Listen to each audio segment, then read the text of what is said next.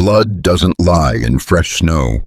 Jonas Hale knew that the second he saw the crimson trail leading to his cabin door that November morning in 1876, inside a dying woman whispered words that would shatter his solitude forever. "They'll kill us if you tell."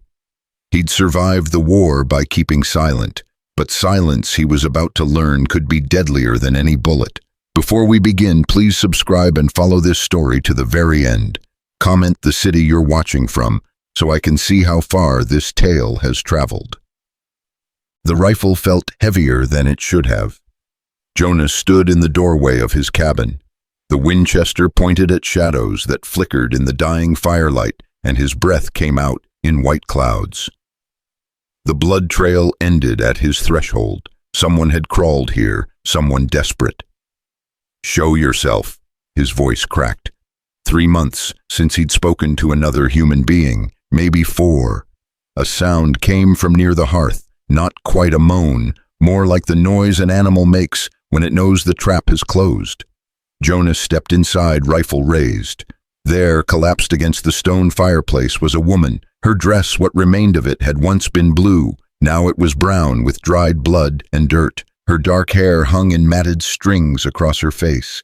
When she looked up at him, her eyes held something Jonas recognized from the war, the absolute certainty of death. "Please," she whispered, "please don't. You're bleeding." Jonas lowered the rifle, moved toward her. Old instincts. Medic instincts. He'd carried wounded men through worse. "No." Her hand shot out, gripping his wrist. "Don't call anyone. Don't tell the sheriff. They'll kill us both." Jonas froze.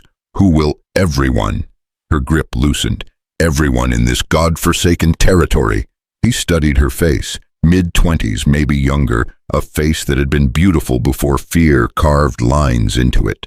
There was a wound in her side just below her ribs. Blood had soaked through the torn fabric.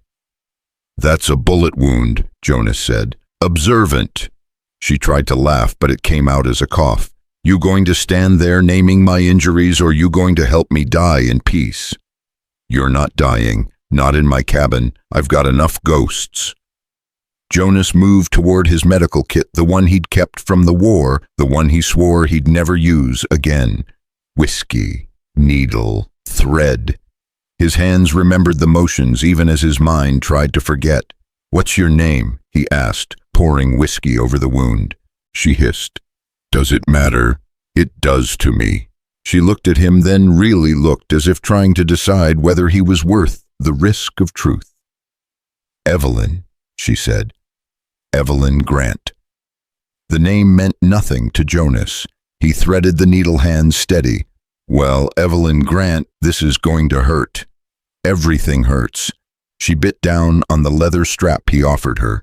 When he began stitching, she didn't scream, didn't make a sound, just stared at the ceiling with tears running silent tracks down her dirt-stained cheeks. Jonas worked quickly, the way he'd learned when speed meant the difference between a soldier living and dying. The bullet had gone clean through Lucky, if you could call any of this lucky. Missed the organs, missed the major vessels. She'd live if infection didn't take her. "Done," he said, tying off the final stitch. Evelyn released the leather strap and drew in a shaking breath. "Thank you." "Don't thank me yet. You haven't told me who's chasing you." "And I won't." She tried to sit up, gasped, fell back. "Better you don't know. Better you just put me back outside and forget you saw me." Too late for that. Jonas washed blood from his hands in the basin. "Blood trail leads right to my door. Anyone tracking you will know you're here." Evelyn's face went white. "Then you have to leave. Now, before they come. This is my cabin. It'll be your coffin if you stay." Jonas dried his hands slowly. He'd heard fear before, heard men beg and plead and promise anything to escape what was coming. But this was different. Evelyn wasn't afraid of dying. She was afraid of what would happen to him. "Who are they?" he asked. Evelyn closed her eyes. For a moment Jonas thought she'd passed out. Then she spoke so quietly he had to lean closer. "Railroad men, company men, Men who buy silence with gold and enforce it with bullets. The Northern Pacific. Does the name matter? They're all the same. They take what they want and kill anyone who objects. Jonas felt something cold settle in his stomach. What did they want from you? Evelyn's eyes opened. The look in them made Jonas wish he hadn't asked. My husband worked for them, she said. David Grant, foreman on the new line through the mountains. Good man, honest man, too honest. They killed him 3 weeks ago, made it look like an accident, a fall from scaffolding. Her voice hardened. But David didn't fall. He was pushed, and I saw who did it. Jonas moved to the window, peered out. Nothing, just snow and shadows and wind through pine trees. But his instincts, the ones that had kept him alive through Shiloh and Antietam, were screaming. You witnessed a murder, he said. I witnessed a dozen murders. David wasn't the first, won't be the last. They've been killing their way across this territory for 2 years, and no one stops them because the sheriff is on their payroll. Sheriff Mackenzie. You know him. Jonas nodded slowly. He knew Mackenzie. Everyone did. Big man with small eyes and a badge that meant whatever he wanted it to mean. He comes by sometimes, Jonas said, checking on the hermit in the woods, making sure I haven't frozen to death or gone mad. He's one of them, Evelyn said. He's the one who shot me. The words hung in the air like smoke. Jonas turned from the window. The sheriff shot you. 2 days ago, I ran from the camp with David's papers, documents proving what they've been doing, proof of the bribes, the murders, the forged accident reports. I made it 5 miles before Mackenzie caught up with me. She touched her side. He's not a good shot, thank God. Where are the papers now? Gone. I dropped them when I fell. He probably has them. Jonas felt the walls of his quiet life crumbling. For 3 years he'd lived here alone, speaking to no one, wanting nothing. After the war he'd had enough of people, enough of violence, enough of choosing sides. He'd come to Wyoming to disappear. Now someone else's war had crawled bleeding to his doorstep. Why did you come here? He asked. I didn't mean to. I was just running, saw smoke from your chimney and thought. She stopped, laughed bitterly. I don't know what I thought. That maybe someone would help me. Stupid. Not stupid, Jonas said. Just unlucky. He moved to the cellar door, pulled it open. The space below was small, dark, cold, but it was hidden. The trap door was covered by a rug, and unless someone knew to look for it, they'd never find it. Can you walk? He asked. Evelyn pushed herself upright, teeth gritted. I can crawl if I have to. Walking is better. He helped her across the room, supporting her weight. At the cellar entrance, she paused. You don't have to do this, she said. You can still turn me in. Tell them I forced you. Tell them, get in the cellar, Evelyn. She looked at him for a long moment, then nodded and descended the narrow stairs. Jonas followed, helped her settle onto the pile of old blankets he kept down there. It smelled of earth and potatoes and loneliness.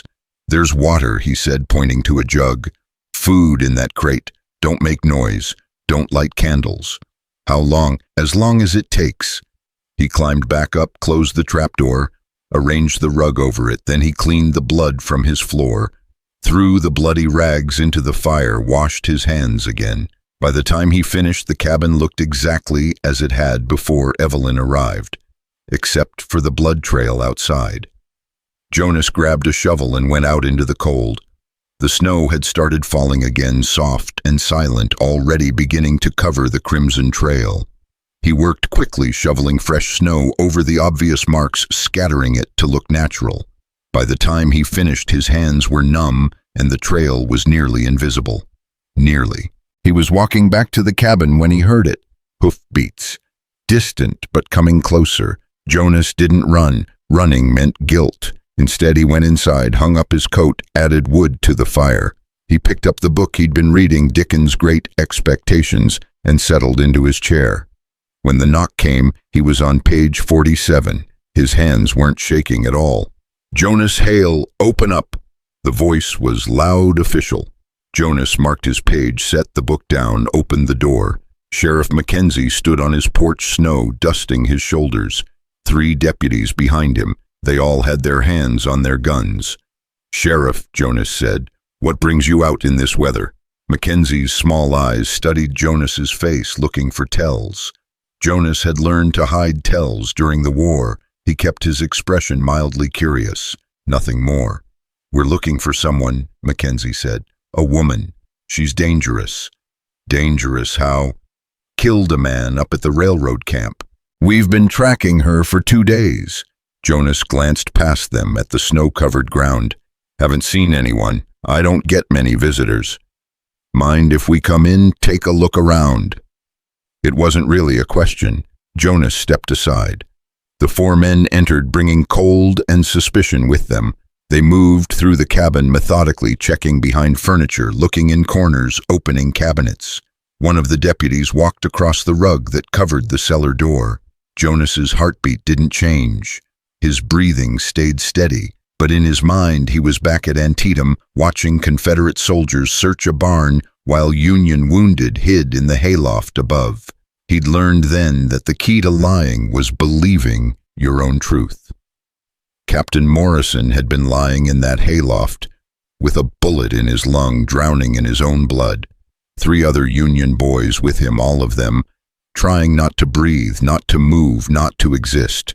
The Confederates had been looking for deserters, looking for cowards who'd run from the field. Jonas had stood outside that barn, 17 years old, scared out of his mind. A Confederate sergeant had asked him, "You seen any Union boys come through here?" Jonas had looked him dead in the eye and said, "No, sir, haven't seen a soul." The sergeant had believed him because Jonas believed himself. Because in that moment, Jonas had convinced his own heart that Captain Morrison and those 3 boys didn't exist, that the barn was empty, that the lie was truth. The sergeant had moved on. Captain Morrison had died anyway 2 hours later, choking on blood. But the other 3 boys lived. "Nothing here, Sheriff," one deputy said, now pulling Jonas back to the present. Mackenzie stood in the center of the room, his eyes still on Jonas. "You sure you haven't seen anything, heard anything?" "I'm sure, like I said, I keep to myself." "That's what worries me, Hale. Man who keeps to himself, man with your history." Mackenzie let the sentence hang. "My history, war hero, decorated soldier, until you weren't." Mackenzie smiled without warmth. "Until that business in Virginia. What was it, refusing orders?" Jonas said nothing. The business in Virginia wasn't something he discussed. Not ever. "Point is," Mackenzie continued, "you've got a habit of helping people who don't deserve help, making trouble where there shouldn't be any." "I'm a blacksmith who lives alone in the woods, Sheriff. I'm not making trouble for anyone." Mackenzie studied him for another long moment, then nodded to his men. "Let's go. She probably made it further north." They filed out, but Mackenzie paused at the door. "If you see her, Hale, you let me know immediately. This woman is dangerous. She's killed once. She'll kill again." "What did she look like?" Jonas asked, "in case I do see her." "Dark hair, mid-20s, wearing a blue dress, probably torn up by now. Her name's Evelyn Grant. She's wanted for murder." Jonas nodded slowly. "I'll keep an eye out." Mackenzie tipped his hat. "You do that." After they left, Jonas waited, counted to 100, then 200. Finally, when he was certain they weren't coming back, he opened the cellar door. Evelyn was sitting on the bottom step. Her face was pale, one hand pressed to her side where blood had seeped through the bandage. "You're bleeding again," Jonas said. "I'm alive. That's more than I expected." She climbed the stairs slowly, painfully. "Why did you lie for me?" Jonas helped her back to the fireplace, settled her onto the blankets. "Because Mackenzie called you a murderer, and you don't look like a murderer?" "Maybe I am one." "Did you kill anyone?" "No." "Then you're not." Evelyn looked at him with something like wonder. "You believe me just like that?" "I believe Mackenzie is a liar. That's enough." Jonas rebound her wound, working in silence. When he finished, Evelyn caught his hand. "Thank you," she said. "I don't even know why you're doing this, but thank you." Jonas pulled his hand away gently. "I'm doing it because I've seen what happens when good people stay silent." "That sounds like experience talking." Jonas didn't answer. Instead, he stood and moved to the window. The snow was falling harder now, thick and fast. It would cover everything by morning. The blood trail, the hoof prints, all evidence that anyone had been here. "Tell me about David," Jonas said suddenly. Evelyn was quiet for a long moment. When she finally spoke, her voice was soft. "We met in Chicago. I was working in a dress shop. He came in to buy something for his mother." She smiled at the memory. "He was so nervous, kept apologizing for taking up my time. I thought it was sweet." "How long were you married?" 4 years, 3 months, 11 days.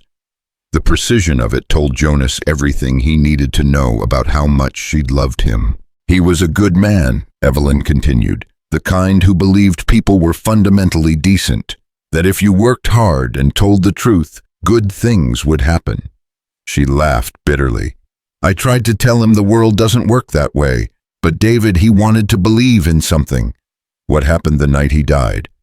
Evelyn's expression hardened. "We were living at the camp, company housing. David had been keeping records accidents that weren't accident supply shortages, that somehow lined certain pockets workers who disappeared after complaining about conditions.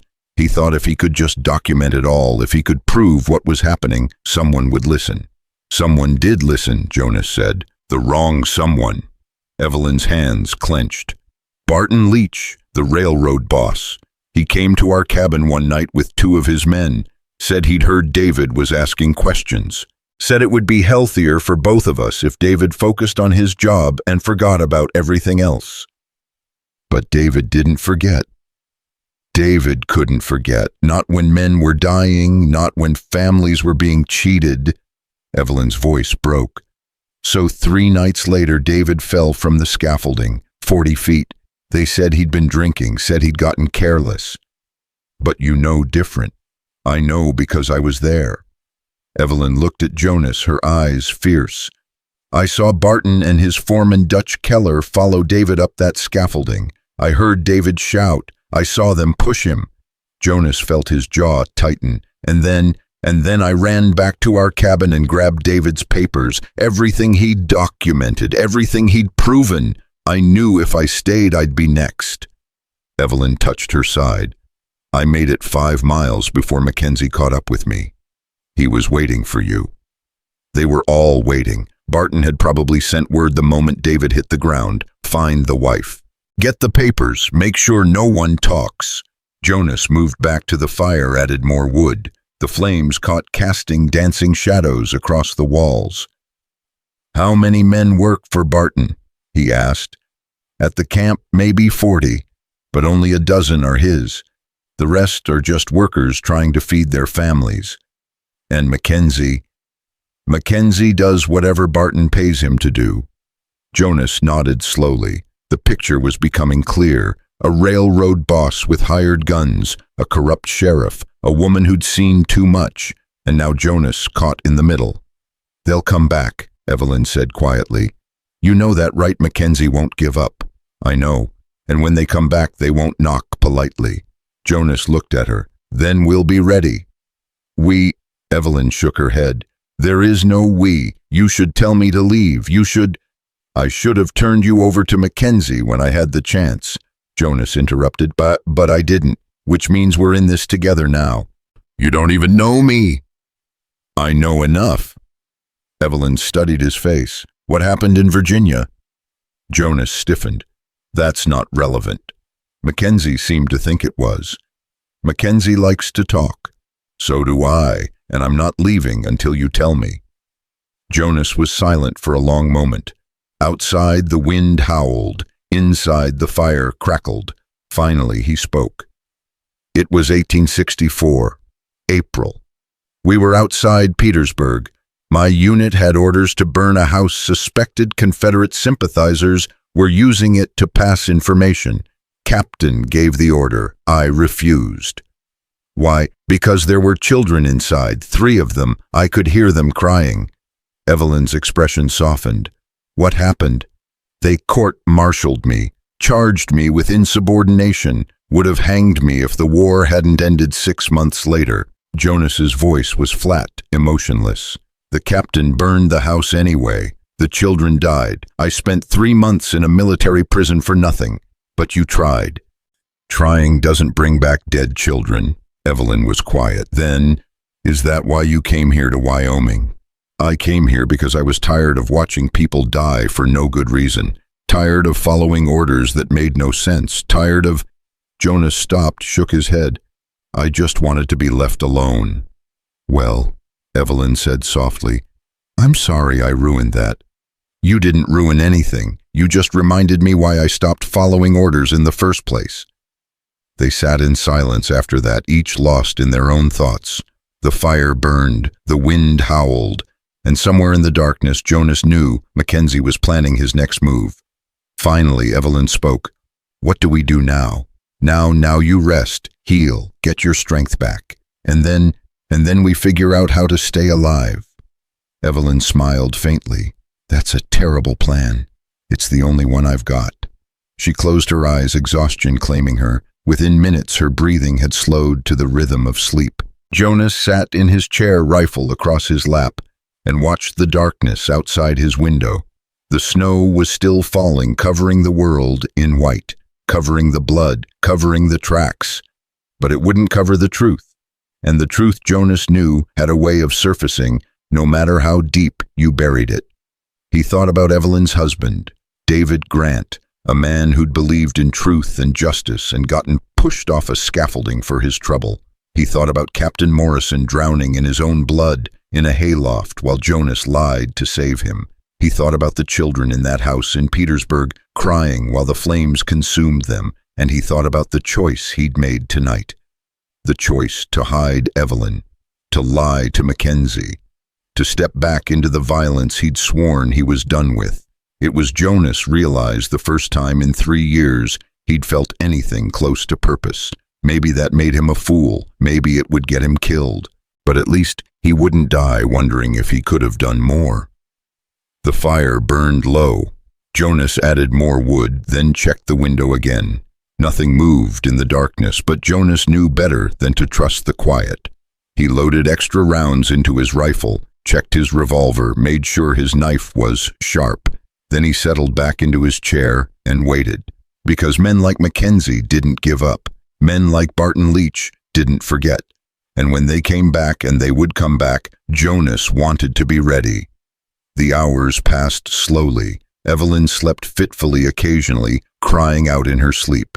Each time Jonas checked on her, made sure the bleeding hadn't started again, then returned to his vigil. Around midnight he heard something, not hoofbeats this time, something else. A branch breaking, just one, quick and sharp in the frozen air. Jonas moved to the window, peered out. At first he saw nothing, then there, a shadow moving between the trees. Too deliberate to be an animal, too cautious to be anything but human. Jonas's hand tightened on his rifle. The shadow moved closer, stopped about 30 yards from the cabin. Jonas could see him now in the moonlight reflected off the snow, a man bundled in a heavy coat carrying a rifle of his own. Not Mackenzie, too small, one of the deputies maybe, or one of Barton's hired guns. The man stood there for a long time just watching the cabin. Jonas didn't move, didn't even breathe, just watched back. Finally, after what felt like hours but was probably only minutes, the man turned and disappeared into the trees. Jonas waited, counted to 100 this time. Then he moved to the cellar door, opened it quietly. "Evelyn," he whispered. She woke instantly, hand going to her side. "What is it?" "Someone was watching the cabin. They're gone now, but they'll be back. We need to move you deeper into the cellar, behind the potato crates. If they come back..." "I know," Evelyn said. "I hide. I don't make noise. I don't exist." Jonas nodded. "Can you move?" "I can move." He helped her down the stairs, deeper into the darkness. There was a space behind the old crates where a person could hide if they didn't mind the cold and the spiders. Evelyn didn't complain, just squeezed into the space and pulled a blanket over herself. "Jonas," she said as he turned to leave. Yeah, don't get yourself killed trying to protect me. I'll do my best. I'm serious. If they come back, if things go bad, just tell them I forced you. Tell them I threatened you. Tell them whatever you have to tell them. Jonas looked at her in the darkness. I've spent 3 years lying to myself about who I am and what I'm capable of. I'm done lying. Even if it kills you, especially if it kills me. He climbed back up, closed the trapdoor, arranged everything to look undisturbed. Then he returned to his chair and his rifle and his vigil. Dawn came slowly, painting the snow in shades of gray and pink. Jonas hadn't slept, hadn't even closed his eyes, just watched and waited and thought about all the choices that had led him to this moment. When the sun finally broke over the mountains, Jonas made a decision. He couldn't just wait for Mackenzie to come back, couldn't just sit here and hope they'd give up and go away, because men like Mackenzie didn't give up. Men like Barton Leach didn't go away. Which meant Jonas needed a plan, and as the sun climbed higher and the morning wore on, a plan began to form in his mind. Dangerous, probably stupid, likely to get them both killed, but it was better than waiting, always better than waiting. The plan came to Jonas while he was sharpening his knife, the whetstone making that familiar scraping sound that reminded him of mornings before battle. He'd need to go into town, need to talk to people he'd been avoiding for 3 years, need to step back into a world he'd sworn he was done with. But first, he needed to know exactly what he was dealing with. Evelyn, he called down into the cellar. Come up here. She emerged slowly, favoring her wounded side. Her face was pale, but her eyes were clear. The fever hadn't taken hold yet. That was good. What is it? She asked. I need you to tell me everything, every name, every face, everyone who was at that camp who might have seen what happened to David. Evelyn sank into the chair by the fire. Why? Because we can't just hide here forever. Mackenzie will keep coming back. Eventually he'll bring more men. Eventually he'll find you. Jonas set down the knife. So we need leverage. Leverage. Evelyn shook her head. Against Barton Leach, the man owns half this territory. Then we find the other half, the half that doesn't want the Northern Pacific running roughshod over their land. Evelyn studied him. You're talking about going to war. I'm talking about evening the odds. With what army? With the truth. Jonas moved to the window, looked out at the snow-covered valley below. You said David kept records. Documentation. What exactly did those papers contain? Names, dates, bribes paid to local officials, accident reports that didn't match witness accounts, workers who disappeared after complaining. Evelyn's voice grew stronger as she spoke. David was meticulous. He documented everything. And Mackenzie has those papers now. Probably burned them by now. Maybe, Jonas turned back to her, or maybe he's keeping them. Insurance. Proof that he did what Barton paid him to do.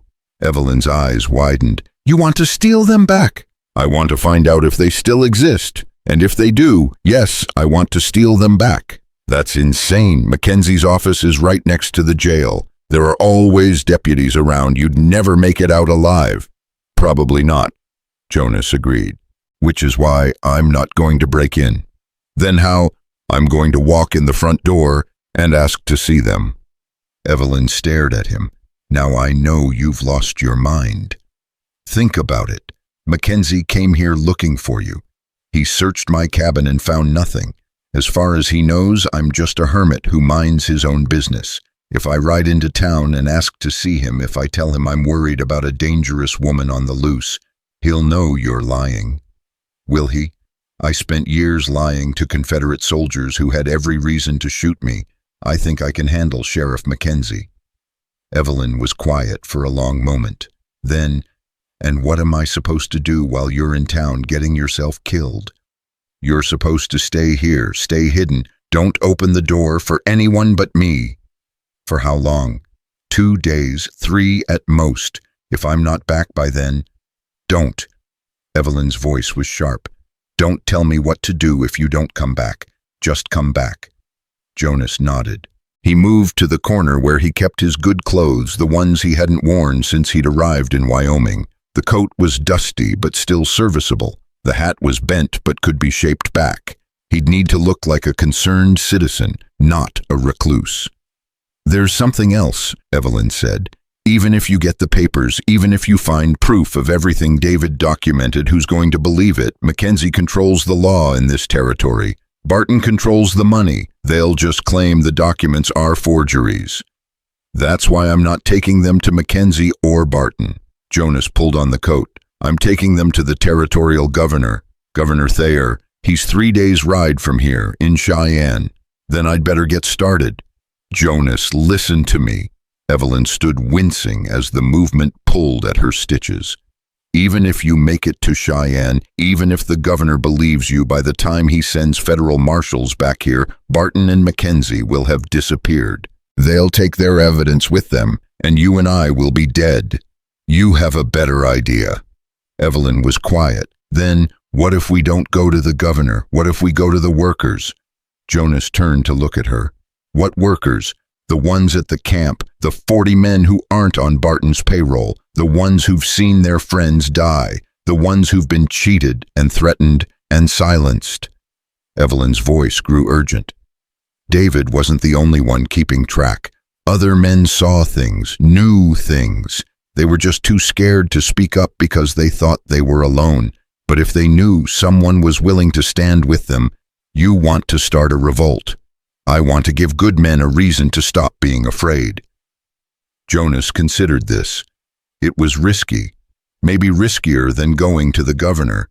But Evelyn was right about one thing. By the time federal marshals arrived, the evidence would be gone, and so would they. "How would we even reach these men?" Jonas asked. "The camp is crawling with Barton's hired guns. I know someone, a man named Samuel Creek. He worked with David, trusted David. He's still at the camp, still working the line." Evelyn met Jonas's eyes. "If we can get word to Samuel, he can spread it to the others. And you think they'll listen?"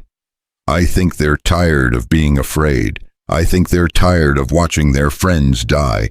And I think if someone gives them hope, even a little bit of hope, they'll fight." Jonas walked to the window again, looked out at the mountains. The sun was higher now, bright and cold. Somewhere out there, Mackenzie was planning his next move. Somewhere out there, Barton Leach was counting his money and congratulating himself on another problem solved. They thought they'd won. They thought Evelyn was either dead or running scared, and that Jonas was just another coward who'd look the other way. They were wrong on both counts. "All right," Jonas said, "we do it your way. But first, I need to know if those papers still exist. Which means I still need to go into town." "Not alone," Evelyn said. "I'm coming with you. You can barely walk. I can ride, and you need me. If we're going to convince Samuel and the others, they need to see that I'm alive, that I'm still fighting." Jonas wanted to argue, wanted to tell her it was too dangerous, that she needed to stay hidden, that he could handle this alone. But the look in her eyes stopped him. This was her fight as much as his, maybe more. "All right," he said, "but we do this smart. We don't ride straight into town. We circle around, come in from the east, where no one expects us, and we're in and out before Mackenzie even knows we're there." "When do we leave?" "Tomorrow morning early, before the sun's up." Jonas moved to his supplies, started pulling out what they'd need. Jerky, hardtack, ammunition. "Tonight you rest, build your strength back, because once we start this, there's no turning back." Evelyn nodded. She looked tired, but there was something else in her expression now, something that hadn't been there before. Hope. That night, Jonas cleaned his guns while Evelyn slept. He checked every chamber, every mechanism, making sure everything worked perfectly. In the war, he'd learned that the difference between life and death often came down to whether your weapon jammed at the critical moment. Around midnight, Evelyn woke. Jonas heard her moving in the darkness, heard her sharp intake of breath as she tried to sit up. "Easy," he said. "Don't tear the stitches." "I'm fine." "You're not fine, but you will be." Evelyn made her way to the fire, wrapped a blanket around her shoulders. "Can't sleep." Haven't slept in 2 days. You should. You'll need your strength tomorrow. I'll sleep when this is over." They sat in silence for a while, watching the flames. Finally, Evelyn spoke. "Why are you doing this, really? Don't give me that speech about staying silent or doing the right thing. Tell me the truth." Jonas was quiet for a long time. When he spoke, his voice was low. "There was a boy in my unit, Thomas Parker, 17 years old, lied about his age to enlist. He was terrified every single day of that war, but he kept fighting because he thought it mattered, thought he was making a difference." "What happened to him?" "We were outside Richmond, final months of the war. Our captain, same one who ordered that house burned, he ordered us to charge an entrenched Confederate position. It was suicide. Everyone knew it. But orders were orders." Jonas paused, his hand still on the rifle he was cleaning. "I told Thomas not to go, told him to hang back, waited out that the war was almost over anyway. But Thomas, he said if he didn't go, if he didn't follow orders, what did that make him? A coward, someone who let others die in his place." "So he went," Evelyn said softly. "He went. Made it about 10 yards before a cannonball took his head clean off his shoulders." Jonas's voice was flat, emotionless. "And I stood there safe behind the line, and I thought, this is what following orders gets you. A 17-year-old boy dead in the mud for no reason. That's not your fault, isn't it? I knew the order was suicide. I knew it was wrong, but I followed it anyway because that's what soldiers do. And Thomas died because I wasn't brave enough to say no." Evelyn reached out, put her hand on his arm. "You said no in Petersburg. Too late. Should have said it sooner. Should have said it louder. Should have..." Jonas stopped, shook his head. 3 years I've been living in this cabin telling myself I was done with other people's wars. But the truth is, I was just hiding from the guilt, from the memories, from the fact that good people keep dying because people like me don't speak up when it matters. And now you're speaking up. And now I'm speaking up." Jonas met her eyes. "Not because I think I can change the world, not because I think we'll win, but because I'm tired of being the man who stands behind the line while brave people die." Evelyn squeezed his arm. "You're not that man anymore. We'll see." They sat together until the fire burned low, neither of them speaking, both of them thinking about what tomorrow would bring. Around 3 a.m, Jonas finally dozed off in his chair, rifle across his lap, and for the first time in weeks, he didn't dream about the war. When he woke, dawn was just breaking. Evelyn was already up, moving slowly but determinedly, packing supplies into saddlebags. "How's the wound?" Jonas asked. "Hurts like hell, but I'll manage." "We can wait another day if you need." "We can't wait." Evelyn's voice was firm. "Every day we wait is another day Barton has to solidify his position. Another day for Mackenzie to bring in more men. We go now." Jonas nodded. She was right. Waiting wouldn't make this easier. It would only make it harder. They ate a quick breakfast, jerky and cold coffee. Then Jonas went to saddle the horses. He had 2, an old gelding named Grant, who'd been with him since the war, and a younger mare named Molly, who he'd bought from a traveling merchant last year. Grant nickered when Jonas approached, nuzzling his shoulder. Jonas stroked his mane. "Got a long ride ahead of us, old friend," Jonas said. "Think you're up for it?" Grant snorted as if offended by the question. By the time the sun was fully up, they were ready. Evelyn looked pale but determined, sitting astride Molly with her hand pressed to her side. She'd wrapped the wound tight and put on one of Jonas's old coats to hide the blood on her dress. "You look like a scarecrow," Jonas said. "You're one to talk." They rode out into the cold morning, heading east through the forest, avoiding the main road. The snow was deeper here and the horses had to work harder, but it kept them hidden from any eyes that might be watching. For the first hour they rode in silence. Then Evelyn spoke. "What's the plan when we get to town? We find out where Mackenzie keeps his papers. Office, home, wherever. Then we figure out how to get to them. And if we can't, then we improvise. That's a terrible plan. It's the only one we've got." Evelyn laughed, but it turned into a cough. Jonas pulled up his horse. "You all right? Fine, keep moving." They rode on. The sun climbed higher. The forest began to thin.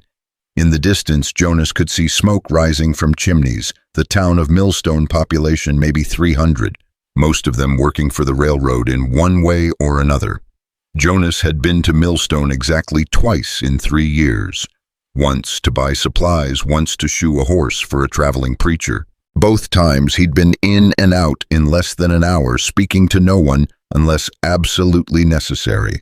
Now he was riding back into town with a wanted woman, planning to steal evidence from a corrupt sheriff and hoping to start a workers' revolt against one of the most powerful men in Wyoming territory. When he put it that way, it sounded completely insane. "Second thoughts?" Evelyn asked, reading his expression. "Fourth or fifth thoughts, actually." "Want to turn back?" Jonas looked at her, really looked at her. This woman who'd crawled bleeding to his cabin, who'd lost everything and kept fighting, who could have run 100 different directions but chose to stay and face down the men who'd killed her husband. "No," Jonas said. "No turning back." They reached the outskirts of town around noon. Jonas pulled up his horse behind a stand of trees surveying the main street. It looked quiet, too quiet. Where were the workers? Where were the usual crowds? "Something's wrong," Evelyn whispered. "I see it." Then Jonas spotted them, men on horseback stationed at intervals along the main street, not locals, not workers. These were hired guns. Barton's men. "It's a trap," Evelyn said. "Mackenzie's waiting for us." "Maybe, or maybe he's just being careful." "We should leave. Now." But Jonas was already scanning the buildings, looking for options. Mackenzie's office was in the center of town, right next to the jail. But there was a back way in an alley that ran behind the buildings, connecting to a stable yard. "Can you shoot?" Jonas asked. "Can I? Of course I can shoot." "Why?" "Because if this goes badly, I need you covering our escape." "Jonas, we can't just—" "Do you want those papers or not?" Evelyn's jaw tightened. "Yes." "Then we're going in, but we're going in smart." Jonas dismounted, helped Evelyn down. "You stay here with the horses. If you hear gunfire, you ride. Don't wait for me, just ride. I'm not leaving you. Evelyn, I'm not leaving you." She repeated, her voice fierce. "We do this together or not at all." Jonas looked at her for a long moment, then nodded. "Together, but you follow my lead, and if I tell you to run, you run. Understood? Understood." They moved through the alley, keeping low, staying in the shadows. The stable yard was empty. Everyone was out front watching the street. Jonas could hear voices low and tense. Mackenzie's voice giving orders. "He knows," Evelyn whispered. "He knows we're coming. Maybe, or maybe he's just paranoid." They reached the back door of Mackenzie's office. It was locked, but Jonas had learned to pick locks during the war. Took him less than a minute to have it open. Inside the office was dark and cramped. A desk, filing cabinets, a gun rack, and on the desk a leather satchel. Jonas moved to it, opened it. Papers, lots of papers. He pulled one out, scanned it quickly. David Grant's handwriting, names, dates, everything Evelyn had described. He kept them, Jonas breathed. The fool actually kept them. Why would he? Insurance or evidence. Or maybe he's just too arrogant to think anyone would dare steal them. Jonas grabbed the satchel, started toward the door. That's when he heard it. Footsteps coming up the back stairs. "Jonas!" "I know." They pressed against the wall, Jonas's hand on his revolver. The door opened. A deputy walked in, young and nervous, carrying a coffee cup. He saw them. His eyes went wide. His hand went to his gun. Jonas was faster. He crossed the distance in 2 steps, grabbed the deputy's wrist before he could draw, spun him around and pressed a hand over his mouth. "Don't," Jonas whispered. "Don't make me hurt you." The deputy struggled, but Jonas had 50 pounds on him and a lot more experience. He held firm until the deputy stopped fighting. "I'm going to let you go," Jonas said quietly. "And you're going to walk out that door and forget you saw us. Understand?" The deputy nodded frantically. Jonas released him. The deputy stumbled toward the door, turned back once, looking at Evelyn with something like recognition, then ran. "He's going to tell Mackenzie," Evelyn said. "I know, which means we have maybe 30 seconds before this whole town comes down on us." They ran, out the back door, through the stable yard, into the alley. Behind them, Jonas heard shouting, gunfire. A bullet splintered wood 6 inches from his head. "Get to the horses," he yelled. They burst out of the alley into the trees where they'd left Grant and Molly. Evelyn grabbed Molly's reins, tried to mount. Her wound pulled and she gasped, nearly fell. Jonas caught her, lifted her into the saddle. "Hold on." He swung onto Grant just as more gunfire erupted behind them. Men were pouring out of buildings now, mounting horses, giving chase. Jonas kicked Grant into a gallop, Evelyn right behind him. They crashed through the forest branches, whipping at their faces, snow flying up from the horses' hooves. More gunshots. Jonas felt one pass so close to his ear he could hear it whistle. "Keep going," he shouted to Evelyn. "Don't stop." They rode hard for 15 minutes, maybe 20. Finally, the sounds of pursuit faded. Jonas pulled up his horse, looked back. Nothing, just trees and snow and silence. Evelyn pulled up beside him, breathing hard, hand pressed to her side. Blood was seeping through her coat. "You're bleeding again," Jonas said. "I'm fine." "You're not fine. We need to stop. Change that bandage. We need to keep moving. They'll be tracking us." She was right. Jonas looked down at the ground. Their horses had left obvious tracks in the snow, easy to follow, too easy. "This way," he said, turning Grant north. "There's a creek about 2 miles from here. If we ride in the water, it'll hide our tracks." They found the creek 20 minutes later, frozen solid on the edges, but flowing fast in the middle. Jonas guided Grant into the water, felt the horse balk at the cold, but push forward anyway. Evelyn followed. They rode in the creek for over a mile, the icy water splashing up their legs, soaking through their boots. Finally, Jonas found a rocky outcrop where they could climb out without leaving obvious tracks. "Here," he said, "we rest here." They dismounted in a small clearing surrounded by dense pines. Jonas helped Evelyn down, saw how pale she'd become, saw the blood on her coat. "Let me see," he said. Evelyn opened the coat. The bandage was soaked through. The stitches had torn. "Damn it," Jonas muttered. He pulled out his medical kit, started cleaning the wound again. Evelyn bit down on her lip, but didn't make a sound. "This is bad," Jonas said. "You need a doctor." "Can't risk it. Every doctor in this territory is probably watching for me now."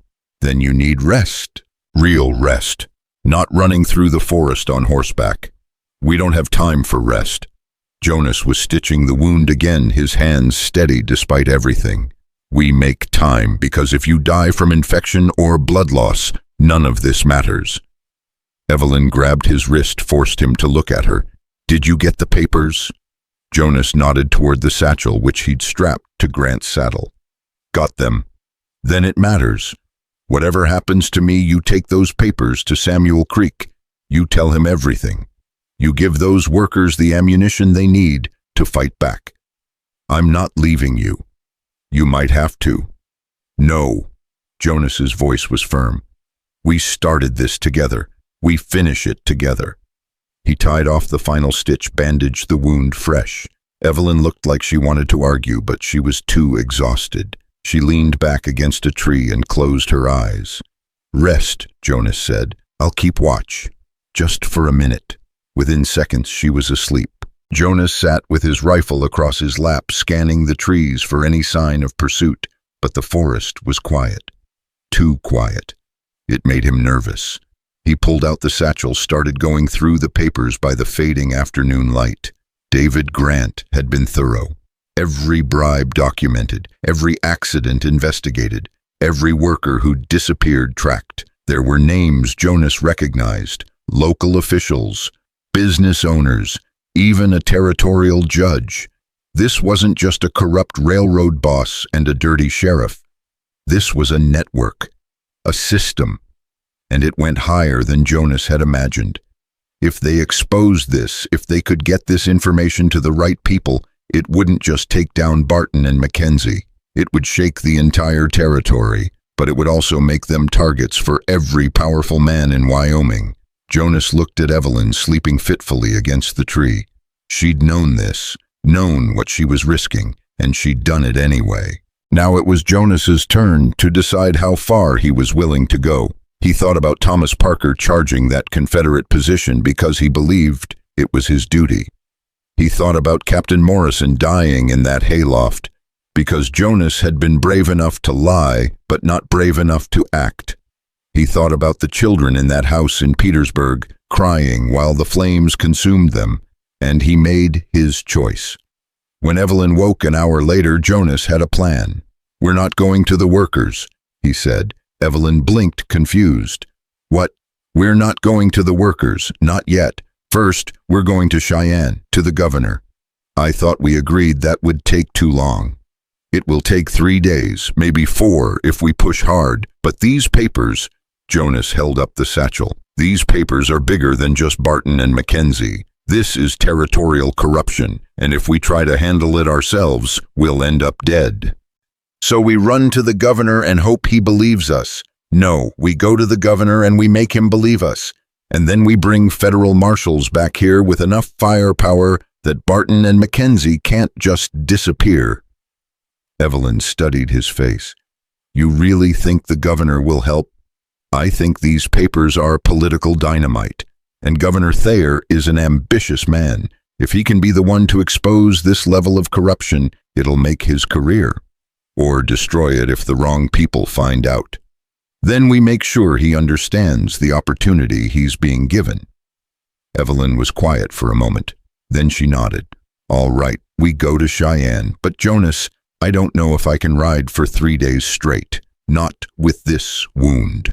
Then we take it slow, we rest when we need to, and we keep off the main roads. Mackenzie will be hunting us.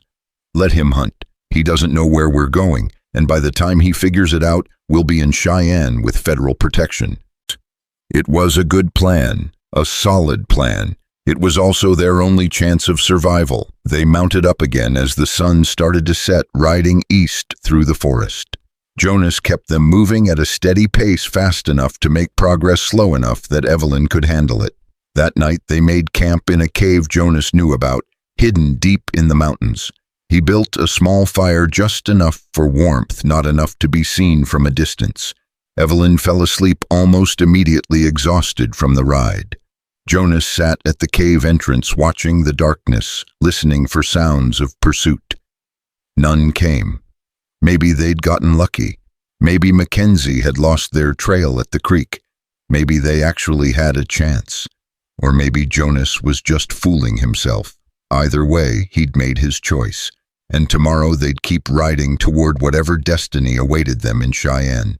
The fire had burned down to embers when Jonas heard the first sound. Not close, maybe a mile away, but distinct. The crack of a branch under weight, the kind of sound a horse makes when it's being ridden hard through unfamiliar terrain.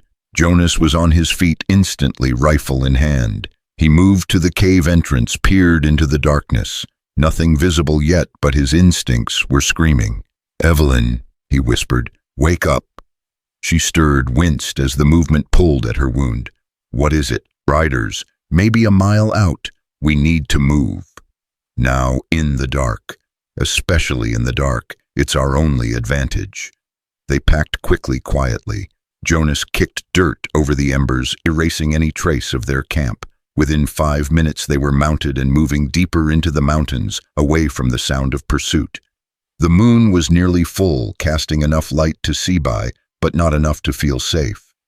Jonas guided Grant along a narrow deer trail, Evelyn following close behind on Molly. The horses picked their way carefully over rocks and roots, their breath coming out in white clouds. Behind them the sounds of pursuit grew louder. Voices now, men calling to each other. Someone had found their trail. "How did they track us in the dark?" Evelyn asked, her voice tight with pain and fear. "Dogs, maybe, or they got lucky." Jonas urged Grant faster. "Either way, we can't outrun them, not with you wounded and the horses tired." "Then what do we do?" Jonas was already scanning the terrain, looking for options. They were in rough country now, all rocks and ravines and dead ends. But about a quarter-mile ahead, he could see what looked like a narrow pass between two cliff faces. "There," he said, pointing. "If we can make it through that pass, we might be able to lose them on the other side. And if it's a dead end, then we make our stand." They pushed the horses harder, racing toward the pass. Behind them, the voices grew closer. Jonas could hear individual words now. Mackenzie's voice, loud and commanding. "They went this way, I can see fresh tracks." They reached the pass with maybe 2 minutes to spare. It was narrow, barely wide enough for a horse, and it twisted between sheer rock walls that rose 30 feet on either side. Jonas plunged into it without hesitation, trusting Grant to find his footing in the darkness. The passage twisted and turned, zigging and zagging through the rock. Jonas's shoulders scraped against stone on both sides. Behind him, he could hear Evelyn breathing hard, could hear Molly's hooves clattering on rock. Then they were through. The passage opened into a small valley, maybe half a mile across, ringed by cliffs. And at the far end, Jonas could see another pass leading out. "Keep moving," he said. But as they started across the valley, Jonas heard something that made his blood run cold. More voices, coming from the far pass. Mackenzie hadn't just followed them. He'd sent men around to cut off their escape. "Jonas," Evelyn said, hearing it too. "We're trapped." Jonas pulled up his horse, looked around frantically. The valley was a natural amphitheater, no cover except for a few scattered boulders. No way out except the two passes, and both were blocked now. He could see torches now approaching from both directions. Maybe a dozen men in total. Too many to fight, too many to outrun. "Get down," Jonas said, dismounting. Behind those rocks, they took cover behind a cluster of boulders near the center of the valley. Jonas checked his rifle, his revolver. He had maybe 30 rounds total. Against 12 men, not good odds. Evelyn pulled out a small pistol Jonas hadn't known she was carrying. Her hands were shaking, but her eyes were fierce. "Where did you get that?" Jonas asked. "David gave it to me, taught me how to use it." She checked the cylinder. 6 shots. Not much, but better than nothing. The torches were getting closer now, converging from both sides. Jonas could see Mackenzie at the head of one group, a big man Jonas didn't recognize leading the other. When they were about 50 yards away, they stopped. Mackenzie raised his torch higher. "Jonas Hale," he called out. "I know you're in there, and I know you've got the woman with you." Jonas said nothing. Revealing their exact position would be suicide. "Come out now, and I'll make it quick," Mackenzie continued. "You've got my word as a lawman, but if you make me come in there and dig you out, I can't promise it'll be painless."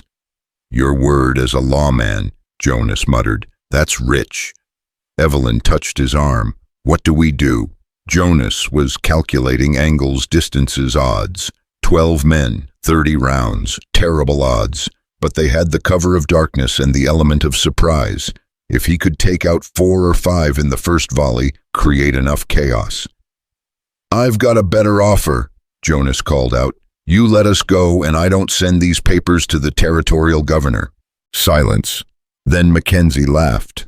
"What papers?" "David Grant's papers, the ones you've been keeping in your office, the ones that document every bribe, every murder, every crime Barton Leach has committed in the last 2 years. More silence. Jonas could see Mackenzie conferring with his men. "You're bluffing," Mackenzie called back. "I burned those papers." "Did you? Then why do I have them right here?" Jonas pulled out one of the documents, held it up so it caught the moonlight. Even from 50 yards away, Mackenzie would be able to see it was real. "Those belong to me," Mackenzie said, his voice harder now. "You stole them. You want them back. Let us go." "Can't do that, Hale. You've seen too much. The woman's seen too much. You're loose ends. And if we're dead, these papers go public. I've already made arrangements. Friend of mine in Cheyenne. If I don't check in with him in 3 days, he takes everything to the governor." It was a complete lie. Jonas didn't have any friends in Cheyenne, but Mackenzie didn't know that. "You're lying," Mackenzie said, but there was uncertainty in his voice now.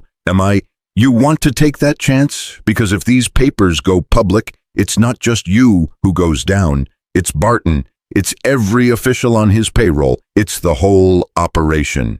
Jonas could see Mackenzie talking with his men again, more animated now. The big man who'd been leading the other group was shaking his head, pointing toward the rocks, where Jonas and Evelyn were hiding. "Tell you what," Mackenzie called out. "Give me the papers and I'll let the woman go. You have my word. Your word isn't worth the air it takes to speak it. Then we're at an impasse." "Looks that way." Jonas turned to Evelyn, kept his voice low. "When the shooting starts, you stay down. Don't fire unless you have a clear shot. Conserve your ammunition.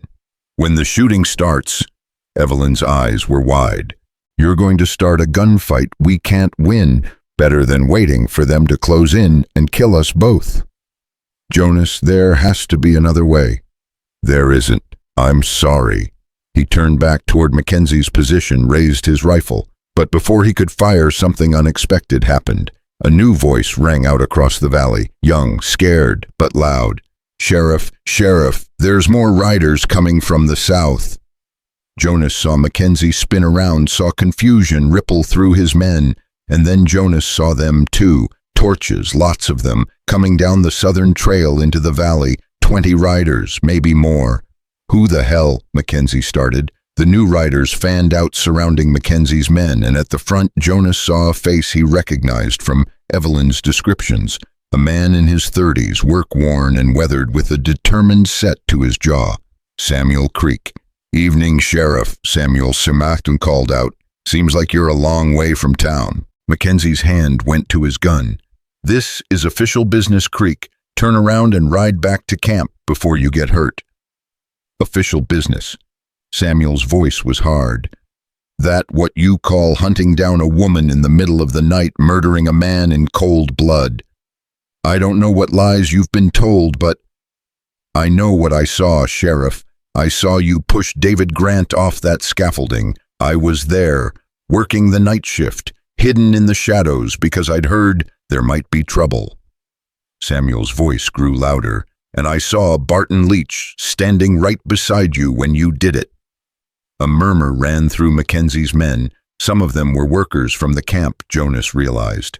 Men who'd been pressed into service, promised money to help track down a dangerous fugitive. But now they were hearing a different story. "You're lying," Mackenzie said, but his voice had lost its certainty. "Am I?" "Then how do I know about the yellow scarf David was wearing that night? The one he always wore, the one that got caught on the scaffolding as he fell." Samuel looked around at the other men. "Any of you ever wonder why the sheriff found that scarf the next morning and burned it before anyone could examine it for evidence?" More murmurs. Mackenzie's men were shifting uncomfortably now, hands moving away from their guns. "This is your last chance, Creek," Mackenzie said. "Ride away, now." "No." Samuel's voice was steady. "I've been quiet too long. We've all been quiet too long. Watching good men die, watching families destroyed, telling ourselves it wasn't our problem, wasn't our fight." He gestured toward the rocks where Jonas and Evelyn were hiding. "But a good woman risked her life to expose the truth, and a good man is risking his life to protect her, and I'll be damned if I stand by one more time and do nothing." One of Mackenzie's deputies, the young one Jonas had caught in the office earlier, stepped forward. "Sheriff, if what Samuel's saying is true—" "It's not true. He's lying. They're all lying." But the deputy was already lowering his gun. "I didn't sign up for this. I signed up to keep the peace, not to murder women in the night." Another deputy followed suit, then another. Within moments, half of Mackenzie's men had stepped away, making it clear they wanted no part of whatever was about to happen. Mackenzie looked around at his dwindling support, his face red with rage. "You're all making a mistake." "The only mistake," Samuel said, "was trusting men like you and Barton Leach in the first place." Mackenzie's hand went to his gun. "I'll kill you for this." "You can try." The tension was electric. Jonas could feel it from 50 yards away. His finger tightened on his trigger, ready to fire if Mackenzie made a move. But then the big man who'd been leading the other group stepped forward. "Sheriff, let it go." "Shut up, Dutch." So this was Dutch Keller, Barton's foreman, the man who'd helped push David Grant to his death. "I'm serious," Dutch said. "We're outnumbered, we've lost the element of surprise, and half our men just defected. This fight is over. It's not over until I say it's over." "Then you're a bigger fool than I thought." Dutch turned to his remaining men. "We're leaving. Anyone who wants to keep their scalp, come with me." He rode off back toward the northern pass. Most of Mackenzie's men followed him. Within moments, only Mackenzie and 3 loyal deputies remained. Samuel's men closed in surrounding them. Samuel himself rode forward, stopped 10 feet from Mackenzie. "Drop your weapons," Samuel said. "All of you." Mackenzie's face was twisted with rage, but he wasn't stupid. He dropped his gun. His 3 deputies did the same. "Good," Samuel said. He looked toward the rocks, where Jonas and Evelyn were hiding. "Jonas Hale, Evelyn Grant, you can come out now." Jonas and Evelyn emerged slowly, guns still drawn, not entirely trusting this sudden reversal. But when Samuel saw Evelyn, his expression softened. "Mrs. Grant, I'm sorry I wasn't there to help you sooner. I'm sorry I didn't speak up when David died." Evelyn's voice was hoarse. "You're here now, that's what matters." Samuel nodded. He turned back to Mackenzie. "You're going to take a ride with us, Sheriff, back to town, and you're going to stand trial for what you've done. No court in this territory will convict me. Maybe not, but we'll see what the federal marshals have to say about it when they arrive." Mackenzie's eyes widened. "Federal marshals?" "We sent for them 2 days ago," Samuel said. "Right after Jonas here stole those papers from your office. Fastest rider we had. He should be reaching Cheyenne about now." Jonas stared at Samuel. "You knew we were going to steal those papers." "We were hoping you would. We've been watching Mackenzie's office for weeks, trying to figure out how to get that evidence. When you showed up in town yesterday, we figured you were either incredibly brave or incredibly stupid." Samuel smiled. "Turns out you're both. But how did you know we'd be here in this valley?" "We didn't. We were tracking Mackenzie, not you. When we saw him mobilizing half the town to chase someone into the mountains, we figured it had to be you and Mrs. Grant." Samuel gestured to his men. "Took us most of the night to circle around and get ahead of him." Evelyn stepped forward. "Samuel, I need to know, how many men are with you? How many are willing to stand against Barton?" 43 workers from the camp, another dozen from town who've had enough of Barton's methods, plus the 3 deputies who just defected from Mackenzie. Samuel's voice was grim. "It's not an army, but it's a start." "And what about the men who left with Dutch?" "They'll ride straight to Barton, tell him everything that happened here. By morning, Barton will know he's lost control." Samuel looked at Jonas. "Which means we need to move fast, before he has time to destroy evidence or disappear." Jonas was already calculating. "How long until those federal marshals arrive?" 3 days, maybe 4. "And how long can we hold the camp against Barton's remaining men? If Barton has any sense, he'll run, take his closest allies and disappear into Montana or Colorado. But if he decides to fight," Samuel shook his head, "his men are trained killers. Ours are railroad workers and farmers. We might hold for a day, 2 if we're lucky." "Then we don't hold the camp," Jonas said. "We take the town." Everyone stared at him. "Think about it," Jonas continued. "The town is where Barton keeps his records, his money, his real power base. If we control the town, we control the evidence.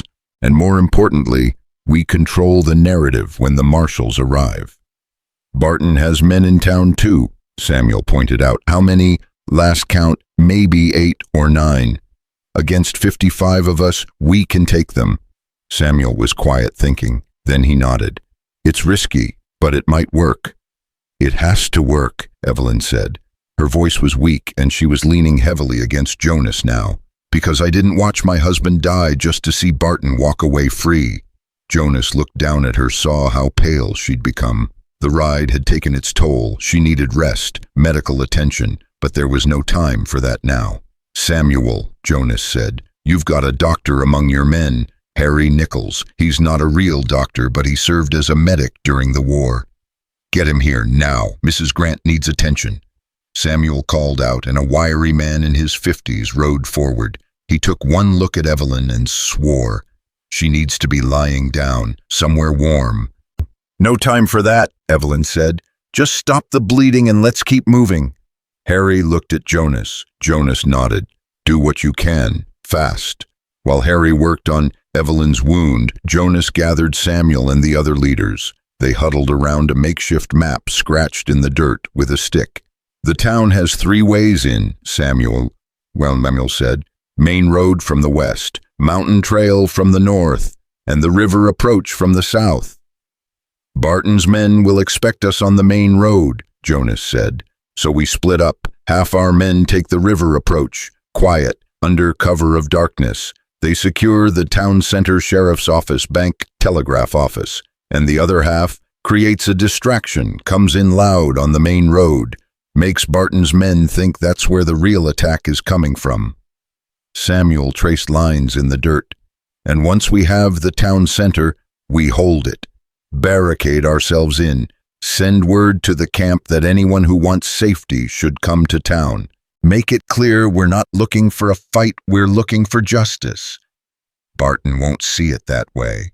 Barton can see it however he wants. The question is whether his men will die for him when they realize federal marshals are 3 days away. Samuel looked at his men, then back at Jonas. "This could work, but it's going to cost lives." "Everything costs lives," Jonas said quietly.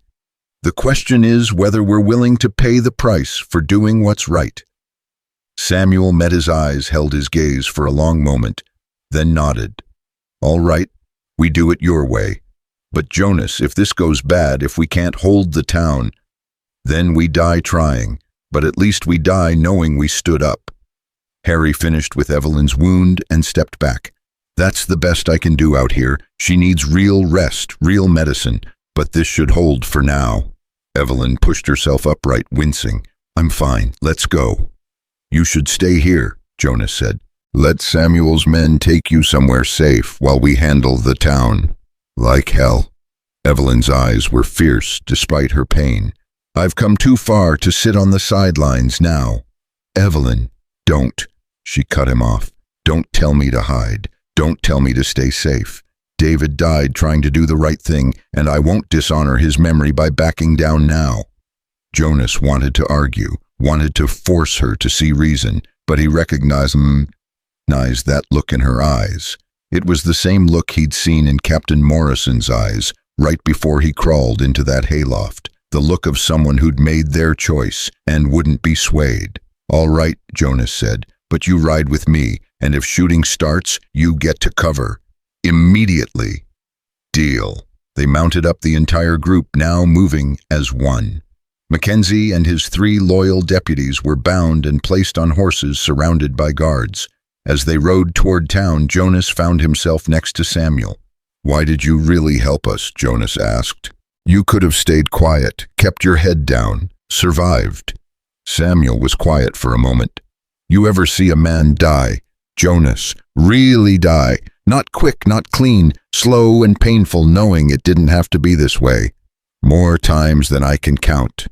Then you know what it does to you, knowing you could have helped, knowing you stayed silent."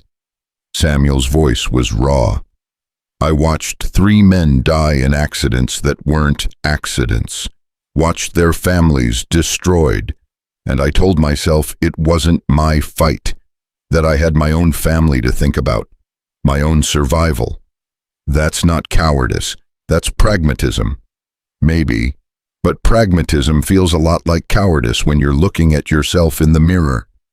Samuel glanced back at Evelyn. "When I heard she was still alive, still fighting, I knew I couldn't stay silent anymore. None of us could." They rode in silence after that, each man lost in his own thoughts about courage and cowardice and the thin line between survival and complicity. The sun was just starting to rise when they reached the outskirts of town. Jonas called a halt, gathered the leaders again. "Remember the plan. Half of you circle around to the river, wait for my signal, 3 rifle shots in quick succession. Then move in fast and secure those buildings. The rest of you with me. We're going to make enough noise to wake the dead." Samuel clasped Jonas's hand. "See you on the other side. See you on the other side." The groups split up. Jonas led his contingent, about 25 men plus Evelyn, down the main road into town. As they rode, Jonas pulled out his rifle and fired 3 shots into the air, the signal. Then they charged. The sound was thunderous. 25 riders whooping and hollering, firing guns into the air, making as much noise as humanly possible. Windows lit up along the main street. Doors opened. People came out to see what the commotion was about. And in the confusion, Jonas saw Samuel's group moving silently through the alleys and back streets, heading for the town center. Barton's men responded exactly as Jonas had hoped. They poured out of the saloon and the hotel, guns drawn, focusing on the loud group coming down the main road. "Take cover!" Jonas shouted to his men. They scattered, diving behind water troughs and storefronts and wagons. Gunfire erupted. Jonas saw one of Barton's men go down, shot by one of Samuel's workers, then another. The element of surprise was working in their favor, but Barton's men were professionals. They quickly organized, taking up defensive positions, returning fire with deadly accuracy. Jonas heard a scream behind him, turned to see one of the workers clutching his shoulder, blood pouring between his fingers. "Keep moving," Jonas yelled. "Don't give them stationary targets." He grabbed Evelyn's arm, pulled her behind a wagon just as a bullet splintered the wood where she'd been standing. "You all right?" he asked. "Fine, keep going." Jonas reloaded his rifle, took aim, fired. One of Barton's men ducked back behind cover. Jonas fired again, keeping them pinned down while Samuel's group secured the town center. The fight lasted maybe 10 minutes. Then Jonas heard Samuel's voice shouting from the sheriff's office. "We've got it. We've secured the center." Jonas's group began a fighting retreat, moving toward the sheriff's office while keeping Barton's men pinned down. By the time they reached the relative safety of the town center, 3 of their men were wounded and 1 was dead. A young farmer named Michael who'd taken a bullet to the chest while covering someone else's retreat. They barricaded themselves in the sheriff's office, the bank, and the telegraph office. Jonas posted guards at every window, every door. Then he turned to Samuel. "Send a telegram to the territorial governor in Cheyenne. Tell him we've uncovered evidence of massive corruption and we're requesting immediate federal intervention." Samuel nodded and moved to the telegraph office. Jonas found Evelyn sitting against a wall, eyes closed, hand pressed to her side. Harry was already working on the wounded men, but Jonas pulled him over. "Check her first." "I'm fine," Evelyn protested. "You're not fine. Let Harry look at you." She was too exhausted to argue. Harry checked her bandages, shook his head. "The wound's infected. She needs real medicine. Antibiotics if we can find them. Otherwise what?" Harry didn't need to finish the sentence. Jonas could see it in his eyes. "There's a doctor's office 2 buildings down," one of the townspeople said. "Dr. Matthews, he might have supplies." "Is he one of Barton's men?" "No, he's neutral. Treats whoever needs treating." "Then someone get him. Now." 2 men volunteered, slipped out a side door, and returned 5 minutes later with a gray-haired man carrying a medical bag. Dr. Matthews took one look at Evelyn and went to work without a word. While he worked, Samuel returned from the telegraph office. "Message sent. Governor's office confirms receipt. They're sending federal marshals immediately. Should arrive within 3 days. And Barton? No sign of him yet. His men have pulled back, regrouping probably." Jonas moved to the window, looked out at the street. The sun was fully up now, casting long shadows across the town. He could see movement in the buildings across the street, Barton's men watching, waiting. "They'll attack again," Jonas said. "Once they've assessed our strength, once they've figured out our weaknesses, they'll come hard." "Can we hold for 3 days?" Jonas was honest. "I don't know." The day passed in tense silence. Barton's men probed their defenses twice, quick attacks meant to test their response times, their ammunition supplies. Both times Jonas's men drove them back, but not without cost. 2 more men wounded, ammunition running low. As night fell, Jonas gathered everyone in the main room of the sheriff's office. 40 men and women, exhausted, scared, but still standing. "I won't lie to you," Jonas said. "The next 2 days are going to be hell. Barton won't give up easily. He'll throw everything he has at us. Some of us might not make it." He paused, looked around the room at the faces staring back at him, farmers and workers and shopkeepers who'd never expected to be in a war. "But here's what I want you to remember. We're not fighting for money. We're not fighting for power. We're fighting because what Barton and Mackenzie did was wrong. And someone needs to stand up and say that. Someone needs to be willing to pay the price for doing what's right." "Easy for you to say," someone called out. "You're a war hero. You've done this before." "And you know what I learned from the war?" Jonas's voice was hard. "I learned that heroes are just ordinary people who decide they can't stay silent anymore. I learned that courage isn't about not being afraid, it's about being terrified and acting anyway." He looked at Evelyn, who was watching him from where Dr. Matthews had made her lie down. "Mrs. Grant crawled half dead to my cabin because she refused to let her husband's killers win. Samuel Creek spoke up when every instinct told him to stay quiet. Every single person in this room made the choice to be here knowing the cost. That makes you heroes. All of you." The room was silent. Then someone started clapping, then another. Within moments, the whole room was applauding, and Jonas felt something he hadn't felt in years. Hope. That night, Jonas took first watch. He sat by the window, rifle across his lap, watching the darkness. Evelyn came to sit beside him, moving slowly, wrapped in a blanket. "You should be resting," Jonas said. "So should you." They sat in comfortable silence for a while. Then Evelyn spoke. "Thank you for everything. Don't thank me yet, we're not out of this." "I know, but still, thank you." Jonas looked at her, really looked at her. This woman who'd lost everything and kept fighting, who'd inspired an entire town to stand up against corruption. "Your husband would be proud," Jonas said softly. Evelyn's eyes filled with tears. "I hope so." They sat together through the night, watching and waiting, 2 people who'd found purpose in the midst of chaos. 2 survivors who'd decided that some things were worth dying for. And outside in the darkness, Barton Leach was planning his final assault. Dawn came with fire. Jonas saw the smoke first, rising black and thick from the eastern edge of town. Then he heard the screams. Barton's men had set the grain warehouse ablaze, using the chaos to cover their advance. "They're coming!" Jonas shouted, grabbing his rifle. "Everyone to your positions!" Men scrambled to the windows, guns ready. Jonas could see them now, maybe 30 riders coming hard down the main street, using the smoke as cover. Barton was at the front, unmistakable even through the haze, a big man with a gray beard and eyes like chips of ice. "Hold your fire until they're in range," Jonas ordered. "Make every shot count." The riders came closer, 50 yards, 40, 30, now. The volley was deafening. Jonas saw 3 men go down in the first seconds, horses screaming and bolting, but the rest kept coming, firing as they rode bullets, slamming into the buildings where Jonas's people were barricaded.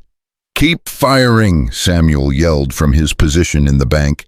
Jonas aimed, fired, aimed again. A man fell, then another. But Barton's men were spreading out now, taking cover behind buildings and water troughs, setting up for a sustained assault. "They're trying to surround us," someone shouted. Jonas could see it happening. Barton had split his forces, half attacking from the front, half circling around to hit them from the side. If they succeeded, Jonas's people would be trapped, caught in crossfire with no way out. "Samuel," Jonas called across to the bank, "take 10 men and secure the alley behind us. Don't let them flank us." Samuel nodded, gathered his men, and disappeared through the back door. Jonas turned back to the window, kept firing. His shoulder was already sore from the rifle's kick. his ears ringing from the constant gunfire. Beside him, Evelyn had taken up position with her pistol despite Jonas's protests. She fired carefully, methodically, each shot placed with precision. Jonas saw one of Barton's men grab his leg and fall. "Where did you learn to shoot like that?" Jonas asked. "David taught me. Said a woman alone on the frontier needed to know how to protect herself." She reloaded, fired again. Guess he was right. The fight raged for what felt like hours, but was probably only 20 minutes. Barton's men were relentless, but Jonas's people had the advantage of cover and defensive positions. Slowly, grudgingly, Barton's forces began to pull back. Jonas was about to order a ceasefire when he heard it, a sound that made his blood run cold. Dynamite. The explosion ripped through the telegraph office, sending wood and glass and bodies flying. Jonas was thrown backward, his ears ringing, his vision blurred. When he could see again, there was a gaping hole in the side of the building, and Barton's men were pouring through. "Fall back," Jonas shouted. "Everyone to the sheriff's office. Move!" His people scrambled, grabbing the wounded, providing covering fire for each other as they retreated. Jonas stayed at the rear, firing until his rifle was empty, then pulling out his revolver and firing that too. A bullet grazed his arm. He barely felt it. Just kept moving, kept firing, kept making sure his people got to safety. They made it to the sheriff's office, slammed the doors, barricaded them with furniture. Jonas did a quick count. 32 people. They'd started with 43, 11 dead or missing. "Harry," Jonas called. "How many wounded?" 7, 2 critical. Harry was covered in blood, working frantically to stop bleeding to close wounds. "I need more supplies. I'm running out of everything." Jonas looked around the room. Ammunition was low, medical supplies almost gone, and they still had 2 days before the federal marshals arrived, if they arrived. "Jonas," Evelyn said quietly. She was pale, leaning heavily against the wall. "We're not going to make it, are we?" Jonas wanted to lie, wanted to give her hope, but he'd spent too many years lying to himself and others. "I don't know," he said honestly, "but we're not giving up." A voice called from outside, Barton's voice, loud and mocking. "Jonas Hale, I know you're in there." Jonas moved to the window, careful to stay out of the line of fire. "What do you want, Barton?" "I want what's mine, those papers, the woman, and your head on a pike for all the trouble you've caused." "Not happening," Barton laughed. "You don't have a choice, Hale. You're surrounded, outnumbered, running out of ammunition and medical supplies. It's only a matter of time before we come in there and finish this. The federal marshals are 2 days away." "Are they?" "How do you know that telegram ever got through? How do you know I didn't cut the telegraph lines yesterday?" Barton's voice was smug. "For all you know, nobody's coming to save you. You're alone, and you're going to die alone." Jonas felt his stomach drop. He looked at Samuel, saw the same fear in his eyes. Was Barton bluffing, or had their one lifeline to the outside world been severed? "It doesn't matter," Jonas called back. "We're not surrendering. You want us, you'll have to come through that door." "Oh, I will, but first I'm going to burn you out, just like that grain warehouse. Watch your friends choke on smoke while the building burns around you. Then I'll pick off anyone who runs out. You do that, you'll never get those papers. They'll burn with us." A pause. Jonas could almost hear Barton thinking. "Then I'll wait." Barton finally said, "I've got time, I've got food, I've got water. How long can you hold out, Hale? How long before your people start dying of thirst? Before infection takes the wounded? Before they realize you led them into a death trap?" Jonas didn't answer, because Barton was right. They couldn't hold out indefinitely. Eventually, thirst or hunger or infection would break them, and Barton knew it. "Thought so," Barton said. "I'll give you until sunset, then I'm coming in, papers or no papers. Think about that while you watch your friends suffer." The day crawled by in agonizing slowness. The heat built as the sun climbed, turning the barricaded office into an oven. The wounded moaned. People whispered among themselves, fear spreading like contagion. Jonas moved among them, checking defenses, rationing the last of their water, trying to project confidence he didn't feel, but he could see it in their eyes. They were losing hope. Around noon, one of the men, a shopkeeper named William, stood up. "This is insane," William said, his voice shaking. "We're all going to die for what, some papers, some principle. My family needs me. I'm not dying here." "Sit down, William," Samuel said quietly. "No, I'm done. I'm going out there. I'm going to tell Barton I was forced to help, that I didn't want any part of this." "They'll kill you the moment you step outside," Jonas said. "Maybe, but it's better than dying slowly in here." William moved toward the door. 3 men moved to stop him, but Jonas waved them off. "Let him go," Jonas said. "Anyone who wants to leave, leave. I won't stop you." William stared at him. "You mean it?" "I mean it. This isn't the army. You're not under my command. If you want to take your chances with Barton, that's your choice." William hesitated, then unbarred the door and stepped out, hands raised. Jonas watched through the window as William walked slowly toward where Barton's men were positioned. He made it 10 steps before they shot him. William fell, clutching his stomach, screaming. He died slowly right there in the street, while Barton's men laughed and reloaded. Inside the office, nobody moved. Nobody spoke. The message was clear. There would be no mercy, no escape, only death, fast or slow. "Anyone else want to leave?" Jonas asked quietly. Silence. Jonas nodded. "Then we hold. We hold until help arrives or until we can't hold anymore. And we take as many of them with us as we can." Evelyn was lying on the floor now, Dr. Matthews working on her. The infection had spread despite the medicine. Her face was flushed with fever, her breathing shallow. Jonas knelt beside her. "How is she?" Dr. Matthews shook his head. "Without proper antibiotics, without hospital conditions, she has maybe a day. 2 at most." "No." Jonas's voice was fierce. "She doesn't die. Not after everything. You understand me, she doesn't die. I'm doing everything I can." "Then do more." Jonas took Evelyn's hand. Her skin was burning up. She opened her eyes, looked at him. "Jonas," she whispered, I'm sorry. "Sorry for what? For dragging you into this, for ruining your quiet life, for—" "Stop." Jonas squeezed her hand.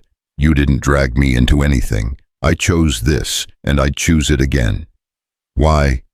Jonas thought about that, thought about 3 years of hiding.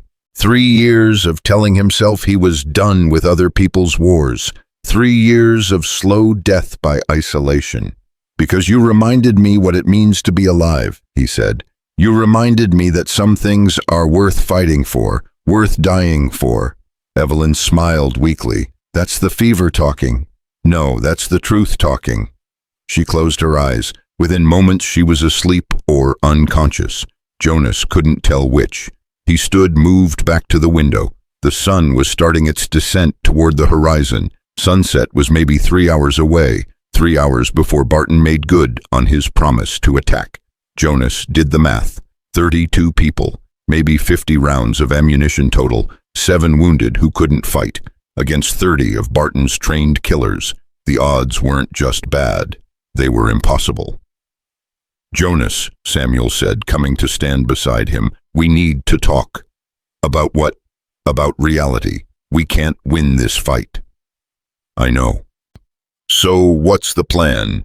Jonas was quiet for a long moment. "Then we make them pay for every inch. We make it so costly that even if they win, they lose. That's not a plan, that's a suicide mission. You got a better idea?" Samuel looked around the room at the exhausted, frightened faces. "What if we negotiate? What if we offer to give Barton the papers in exchange for safe passage out of town? You think he'd honor that deal?" "No, but it might buy us time." Jonas considered this. It was a long shot, but it was better than waiting for the inevitable. "All right," Jonas said. "You want to try negotiating, try, but I'm betting Barton won't deal." Samuel moved to the door, called out, "Barton, I want to talk." A pause, then, "I'm listening. We'll give you the papers in exchange for safe passage out of town. For everyone laughter, you must think I'm stupid, Creek. The moment you step outside, I'll gun you down, just like I did William. Then we're at an impasse." "No, Creek, You're at an impasse. I'm exactly where I want to be, watching you squirm. Samuel turned back to Jonas. He's not going to deal. Told you. So what now? Jonas looked at the sun, calculating how much time they had left. Then he looked at his people, tired and scared, but still standing, still fighting. An idea began to form, desperate, probably suicidal, but it was better than waiting to die. Samuel, Jonas said, how much dynamite do you think Barton has left? I don't know. Why? Because he used one stick to blow the telegraph office. That means he brought multiple sticks, which means he's got them stored somewhere. Samuel's eyes widened. You want to steal his dynamite? I want to use his own weapons against him. That's insane. You have a better idea. Samuel was quiet. Then, how would we even get to it? There's a tunnel, one of the townspeople said, an old man named Jeremiah who'd lived in Millstone his entire life. Runs under the main street, used to be part of the old mining operation before the railroad came. Entrance is in the basement of the general store. Jonas turned to him. Where does it come out?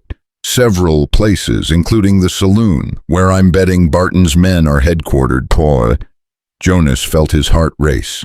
How many people know about this tunnel? Most of the old-timers. But Barton's men are all outsiders. They probably don't even know it exists. Show me, Jonas said. Jeremiah led him to the basement, pulled aside some old crates to reveal a wooden door. Behind it, stairs descending into darkness. Haven't been down there in years, Jeremiah said. Could be caved in, could be flooded, could be full of rats. Only one way to find out. Jonas grabbed a lantern, checked his revolver. Samuel, you're in charge while I'm gone. If I'm not back in an hour, assume I'm dead and do whatever you have to do to survive. Jonas, wait.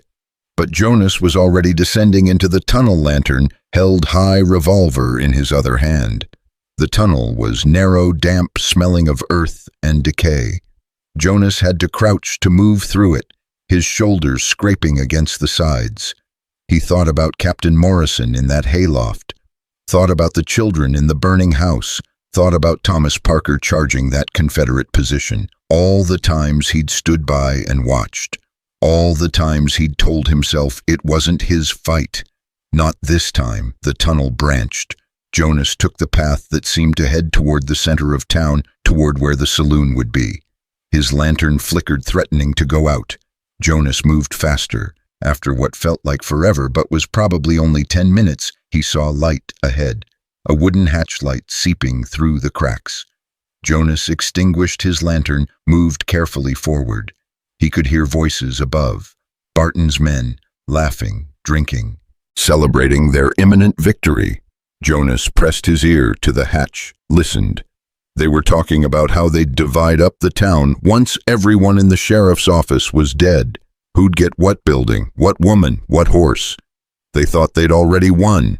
Jonas found the latch, lifted it slowly, carefully. The hatch opened into a storeroom behind the bar. Jonas pulled himself up, closed the hatch behind him. He was in enemy territory now. One wrong move, and he was dead. Jonas moved through the storeroom, checking each box, each crate. Then he found it, a wooden box marked with red paint. Dynamite, 6 sticks left. Jonas took them all along with the fuse and matches. Then he heard footsteps approaching. No time to get back to the tunnel. Jonas pressed himself against the wall, revolver ready. The door opened. Dutch Keller walked in, heading for the whiskey bottles. He hadn't seen Jonas yet. Jonas had a choice. Let Dutch go and risk him raising the alarm, or kill him and definitely raise the alarm. He chose option 3. Jonas stepped forward, brought the butt of his revolver down hard on the back of Dutch's head. Dutch crumpled without a sound. Jonas dragged him behind some crates, gagged him, tied his hands and feet. By the time Dutch woke up, this would all be over, one way or another. Jonas climbed back down into the tunnel, dynamite carefully wrapped in his coat. He moved as fast as he dared, knowing every second counted. When he emerged in the general store basement, Samuel was waiting. Did you get it? Jonas held up the dynamite. 6 sticks, enough to make them regret every decision that led them here. What's the plan? We wait until just before sunset. Then we set charges on the buildings they're using for cover. When they attack, we blow those buildings sky high. That could kill innocent people, townspeople who are hiding in those buildings. Then we warn them first, give them 10 minutes to evacuate. But after that, anyone who stays is on Barton's side. Samuel nodded slowly. You've thought this through. I've had time to think. They carried the dynamite back to the sheriff's office. Jonas explained the plan to everyone. Some people looked sick, others looked grimly determined. This is our last chance, Jonas said. If this doesn't work, we're done. But if it does work, we might actually survive until the marshals arrive. Who's with me? Every hand went up. Jonas divided them into teams. Samuel would lead one group to place charges on the hotel where half of Barton's men were positioned. Jonas would take another group to place charges on the buildings flanking the sheriff's office. They'd light the fuses simultaneously when Barton's men attacked, trapping them in the explosions. As the sun touched the horizon, Jonas and his team slipped out the back door, moving through shadows and alleyways, placing dynamite with shaking hands and racing hearts. Jonas placed his last charge under the store where Barton himself had taken position. As he was setting the fuse, he heard Barton's voice above him giving orders to his men. When full dark hits, we go in. No prisoners, no mercy. Kill everyone and burn the bodies. I want this finished tonight. Jonas finished setting the charge, backed away carefully. He made it to the alley, then ran back toward the sheriff's office. He was halfway there when he heard Barton shout, "There!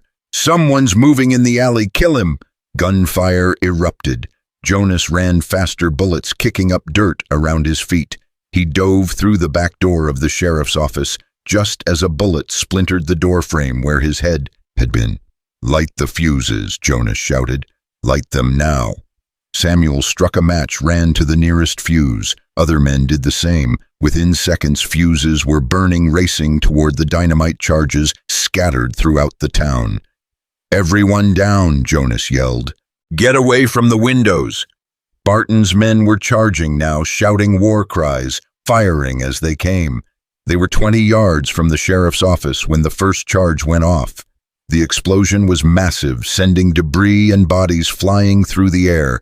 Then another explosion, then another. The whole town seemed to shake.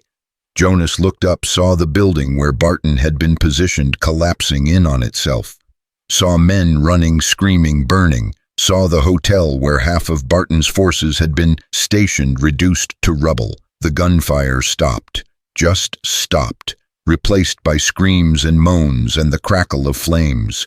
Jonas grabbed his rifle, moved to the window. Through the smoke and dust, he could see bodies, maybe 15 of them. Barton's men caught in the explosions, but others were still moving, still fighting, including Barton himself, who emerged from the ruins of his building covered in dust and blood, but very much alive. "Hale," Barton's voice was raw with rage. "I'm going to kill you. I'm going to kill you and everyone you care about." "Get in line," Jonas muttered. He aimed, fired, missed. Barton ducked behind cover. The fight resumed, but now the odds were different. Barton had maybe 10 men left. Jonas had 25, and his people were fighting with the desperation of those who knew they were out of options. The battle raged into the night, lit by burning buildings and muzzle flashes. Jonas lost track of time, just kept firing, reloading, firing again. His hands were black with powder. His ears were ringing so badly he could barely hear. Somewhere in the chaos, he saw Evelyn. She'd dragged herself to a window despite Dr. Matthews's protests. She was firing her pistol with shaking hands, each shot an act of pure willpower. "Stay down," Jonas shouted at her. "Go to hell," she shouted back and fired again. Jonas would have laughed if he had the breath for it. The fight went on, and on, and on, until suddenly, miraculously, it didn't. Jonas heard it first. Distant at first, then growing louder. Hoofbeats, lots of them. And then he saw them. Riders coming down the main street, men in uniform, federal marshals. They'd come early. They'd actually come early. The marshals fanned out, taking in the chaos, the burning buildings, the bodies. Their leader, a grizzled man with steel-gray hair, rode straight to where Barton was positioned. "Barton Leach, you're under arrest for conspiracy, murder, and destruction of federal property." Barton raised his gun. The marshal shot him just like that. One shot, clean and precise. Barton fell clutching his shoulder, his gun clattering away. It was over. Jonas lowered his rifle, his hands shaking so badly he could barely hold it. Around him, his people were cheering, crying, embracing each other. Jonas walked through the chaos to where Evelyn had collapsed against the wall. Dr. Matthews was already there, checking her pulse. "She's alive," Dr. Matthews said. "Barely, but alive." Jonas knelt beside her, took her hand. Evelyn opened her eyes, smiled weakly. "We won," she whispered. "We won," Jonas agreed. David would have been proud. He would have been. Evelyn's eyes closed, but her hand squeezed his just once before she lost consciousness. Jonas looked up, saw the marshal approaching. "Which one of you is Jonas Hale?" "That's me." The marshal studied him. "You're the one who sent the telegram about the corruption?" "Yes." "And these papers I keep hearing about?" Jonas pointed to the satchel still strapped to his belt. "Right here. Everything you need to prosecute half the territory." The marshal took the satchel, opened it, scanned the documents. His expression grew darker with each page. "This is bigger than I thought," he said quietly. "This goes all the way to territorial officials, maybe even federal." "I know. Do you know what you've done, Mr. Hale? The hornet's nest you've kicked." Jonas looked around at the burning town, the dead bodies, the wounded people who'd stood with him against impossible odds. "Yeah," he said tiredly, "I know exactly what I've done." "Was it worth it?" Jonas thought about Evelyn fighting despite her fever, about Samuel finding his courage, about William dying in the street, about all the people who'd stood up when they could have stayed down.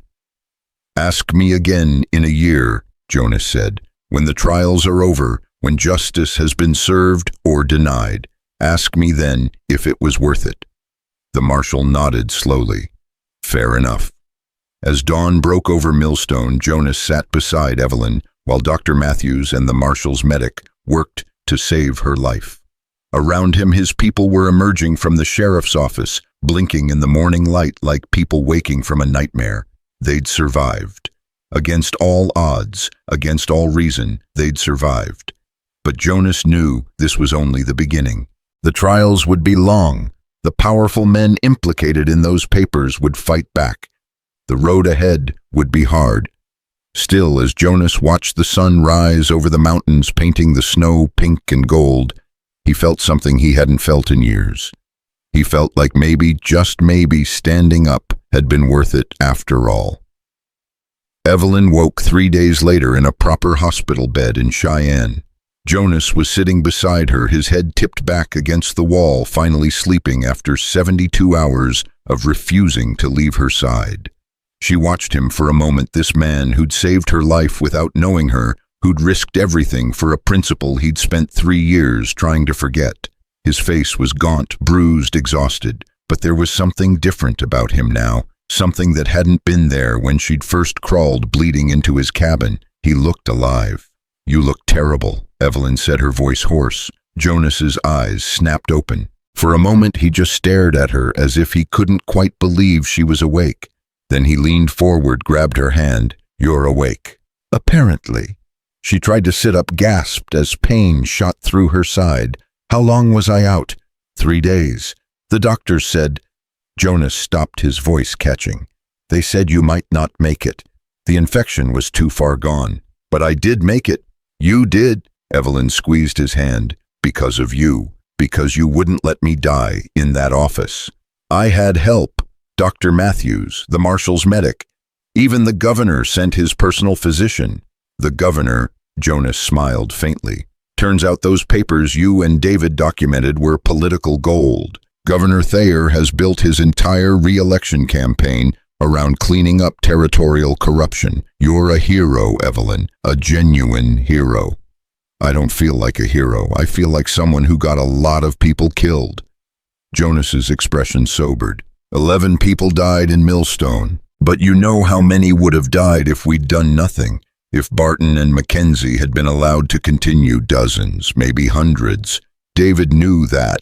That's why he documented everything. He knew someone would have to stand up eventually. I just wish it hadn't cost so much. It always costs. The question is whether the price was worth paying. Evelyn was quiet for a long moment. Then, was it worth it?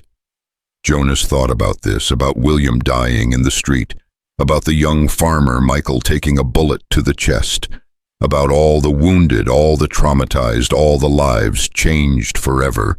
Ask the families of the men who would have died in those accidents next year, Jonas said quietly. Ask the workers who don't have to live in fear anymore. Ask the women who won't become widows because their husbands spoke up. Then tell me if it was worth it. A nurse came in, checked Evelyn's bandages, took her temperature. She smiled when she saw the readings. Fever's down, wound is healing clean. You're a fighter, Mrs. Grant. So I've been told. After the nurse left, Jonas stood. I should let you rest. The doctors said you need... Stay, Evelyn said. Please, I've been unconscious for 3 days. I don't want to be alone now. Jonas sat back down. All right. But you need to sleep. Real sleep, not fever dreams. I will. In a minute. First, tell me what happened. After I passed out, tell me everything. So Jonas told her about the federal marshals arriving just in time, about Barton being arrested, Mackenzie already in custody, about the documents being handed over to the territorial attorney general, about the dozens of warrants issued for officials across Wyoming. They're calling it the biggest corruption scandal in territorial history, Jonas said. The governor has promised full investigations, federal oversight, real accountability. And people believe him. Some do, some don't. But the important thing is he can't ignore it now. It's too public, too documented. David's papers made sure of that. Evelyn's eyes filled with tears. David would have been happy. He always believed the truth would win eventually. He was right. Was he, or did the truth just get lucky this time? Jonas didn't have an answer for that. Over the next week, as Evelyn recovered, visitors came. Samuel Creek brought news from Millstone. The workers had elected him temporary mayor, and they were rebuilding the town with an eye toward making it truly belong to the people who live there, not the companies that exploited them. Governor Thayer himself came shaking Jonas's hand and thanking Evelyn for her bravery. He promised justice, accountability, a new era for Wyoming territory. Jonas wanted to believe him, but he'd heard promises before. The marshal who'd led the raid, a man named Coleman, came to take formal statements. He spent hours going through the documents, asking questions, building cases against everyone implicated in the papers. This is going to take years, Coleman said. Trials, appeals, political pressure from people who want this buried. But I promise you both I won't stop until everyone responsible faces justice. Even if it goes all the way to Washington, Jonas asked, especially if it goes all the way to Washington. On the 8th day, Evelyn was finally cleared to leave the hospital. Jonas helped her into a wheelchair, pushed her outside into the spring sunshine. The snow had melted while she'd been unconscious. Cheyenne was coming alive with the change of season. What happens now? Evelyn asked. Now you rest, recover, let yourself heal. I mean after that. What do I do with my life? David is gone. My home is gone. Everything I built is just gone. Jonas stopped. The wheelchair came around to face her. You rebuild. Same as the town, same as everyone who survived.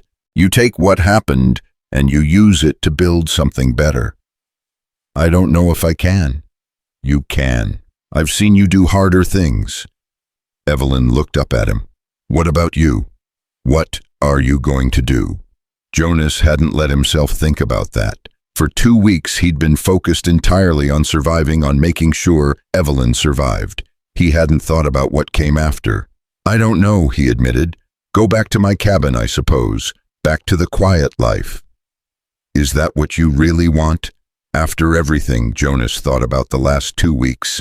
The fear and the violence and the exhaustion, but also the purpose, the sense that what he was doing mattered, the feeling of being truly alive for the first time since the war ended. "I don't know what I want," he said honestly. "Well, when you figure it out, let me know, because I'm going to need help rebuilding, and you're the only person I trust to help me do it right." Jonas smiled. That an offer, that's a promise. The trials began 3 months later. Jonas and Evelyn were called to testify at the first one against Barton Leach. The courtroom was packed journalists from as far away as New York and San Francisco filling the benches. Barton sat at the defense table, his shoulder still bandaged from the marshal's bullet, his expression cold and unrepentant. When Jonas took the stand, Barton stared at him with such hatred that Jonas could feel it across the room. "Mr. Hale," the prosecutor said, "can you tell the court what you witnessed on the night of November 2nd, 1876? Jonas took a breath, then told the story. Everything. The blood trail, finding Evelyn, hiding her from Mackenzie, stealing the papers, the siege at Millstone, all of it. When he finished, the courtroom was silent. Then Barton's lawyer stood. "Mr. Hale, isn't it true that you're a convicted deserter, that you were court-martialed during the war for refusing direct orders?" "I was court-martialed for refusing to burn a house with children inside, yes."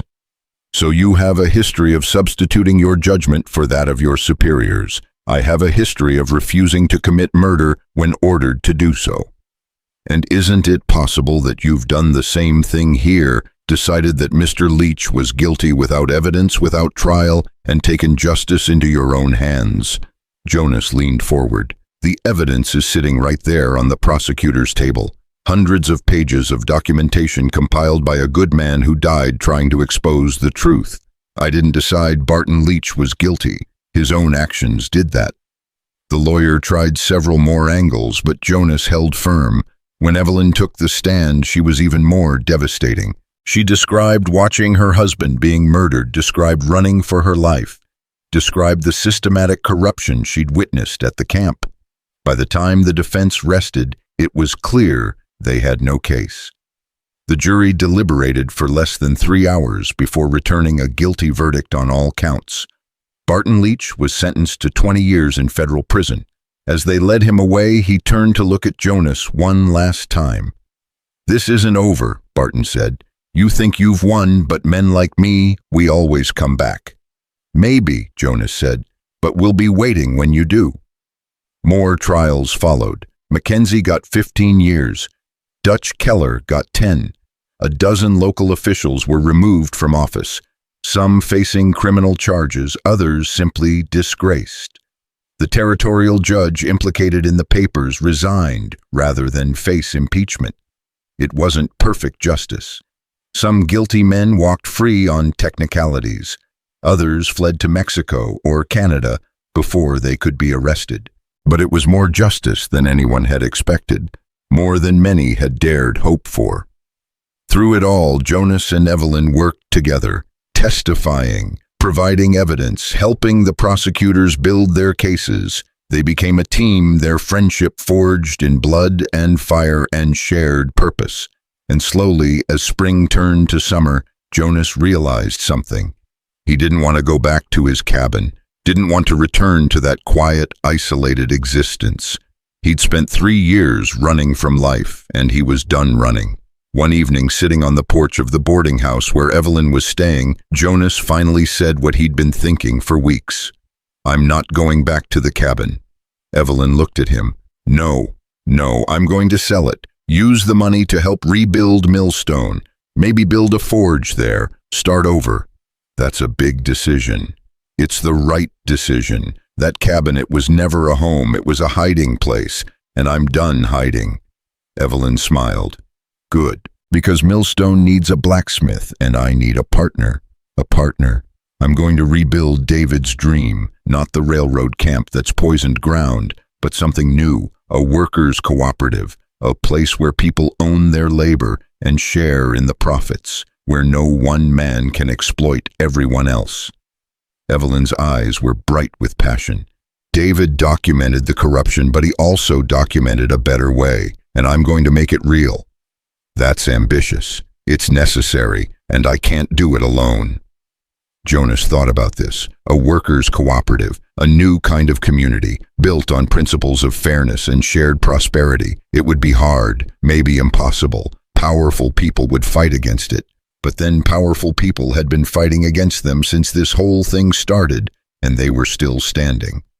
"All right," Jonas said, "I'm in." They shook hands, sealing the partnership. And in that moment, Jonas felt something he hadn't felt since before the war. He felt hope. The rebuilding took 2 years. Jonas sold his cabin and used the money to buy land on the edge of Millstone. Evelyn organized the workers, drawing up articles of incorporation, securing loans from Eastern investors who'd been inspired by the corruption trials. They built workshops and homes. They established fair wages and profit sharing. They created a governance structure where every worker had a vote, every voice mattered. It wasn't easy. There were setbacks and arguments and moments of doubt. Some workers wanted to move faster, others slower. Some wanted more structure, others less. But slowly, painfully, they built something real. Samuel Creek became the first elected mayor of New Millstone, as they called it. He established a volunteer fire brigade, a school for workers' children, a library stocked with books donated by supporters from across the country. Jonas built his forge on the main street, teaching apprentices the craft of blacksmithing, creating the tools and hardware the growing community needed. On slow days, he'd sit on his porch and watch children playing in the street, workers heading home after their shifts, families building lives free from fear and exploitation. Evelyn opened a workers' hall where people could gather, organize, discuss issues affecting their community. She corresponded with labor organizers across the country, sharing what they'd learned in New Millstone, learning from others' experiences. She never remarried. When Jonas asked her about it once, she said simply, "I loved David with everything I had. I don't have that kind of love to give again, but I have other kinds of love. Love for this community, love for this work, love for what we're building. That's enough." Jonas understood. He'd had his own kind of love once back before the war, a girl named Sarah who'd promised to wait for him. She hadn't. By the time he came home, she'd married a shopkeeper in Philadelphia. Jonas had been hurt then, but now, looking at the life he'd built, he realized maybe things had worked out the way they were supposed to. 3 years after the siege of Millstone, a reporter from Harper's Weekly came to write a story about New Millstone and the corruption trials that had inspired it. He interviewed Jonas one afternoon in the forge. "Do you consider yourself a hero, Mr. Hale?" the reporter asked. Jonas hammered a piece of iron, shaping it with practiced strikes. "No, I'm just a man who got tired of looking the other way."